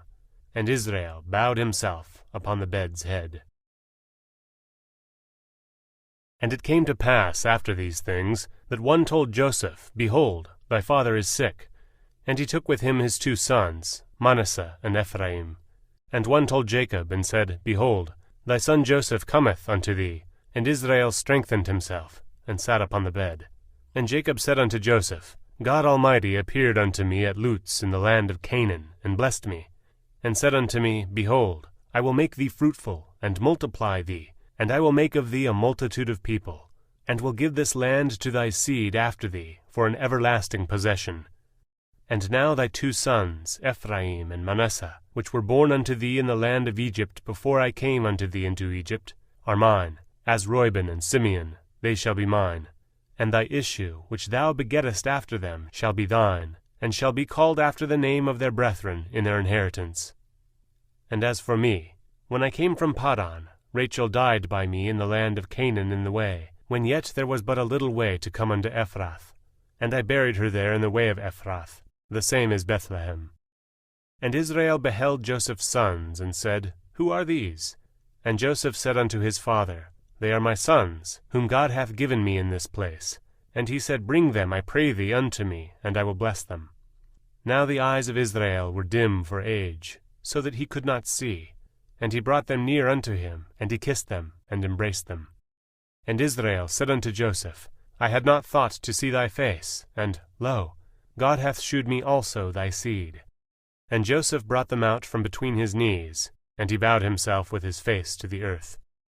And Joseph took them both, Ephraim in his right hand toward Israel's left hand, and Manasseh in his left hand toward Israel's right hand, and brought them near unto him. And Israel stretched out his right hand, and laid it upon Ephraim's head, who was the younger, and his left hand upon Manasseh's head, guiding his hands wittingly, for Manasseh was the firstborn. And he blessed Joseph, and said, God, before whom my fathers Abraham and Isaac did walk, the God which fed me all my life long unto this day, the angel which redeemed me from all evil, bless the lads, and let my name be named on them, and the name of my fathers Abraham and Isaac, let them grow into a multitude in the midst of the earth. And when Joseph saw that his father laid his right hand upon the head of Ephraim, it displeased him, and he held up his father's hand to remove it from Ephraim's head unto Manasseh's head. And Joseph said unto his father, Not so, my father, for this is the firstborn. Put thy right hand upon his head. And his father refused, and said, I know it, my son, I know it. He also shall become a people, and he also shall be great.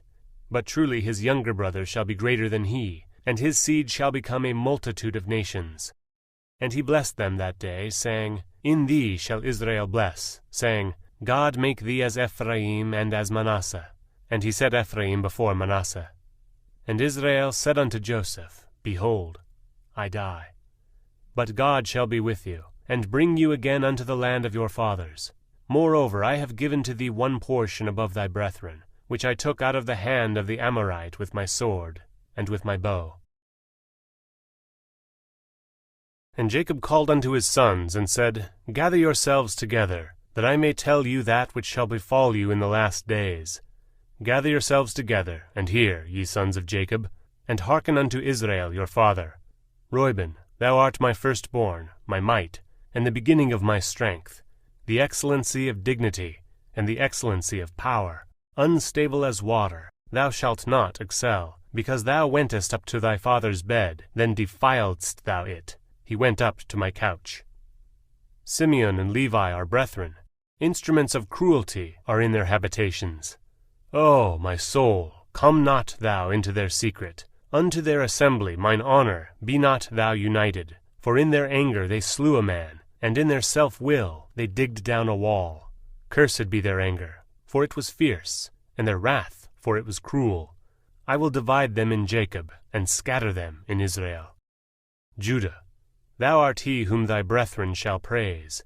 Thy hand shall be in the neck of thine enemies. Thy father's children shall bow down before thee. Judah is a lion's whelp. From the prey, my son, thou art gone up. He stooped down, he couched as a lion, and as an old lion, who shall rouse him up? The scepter shall not depart from Judah, nor a lawgiver from between his feet, until Shiloh come.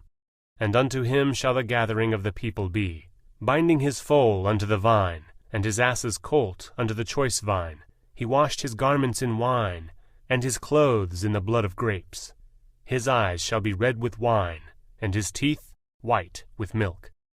Zebulun shall dwell at the haven of the sea, and he shall be for an haven of ships, and his border shall be unto Zidon. Issachar is a strong ass couching down between two burdens, and he saw that rest was good, and the land that it was pleasant, and bowed his shoulder to bear, and became a servant unto tribute.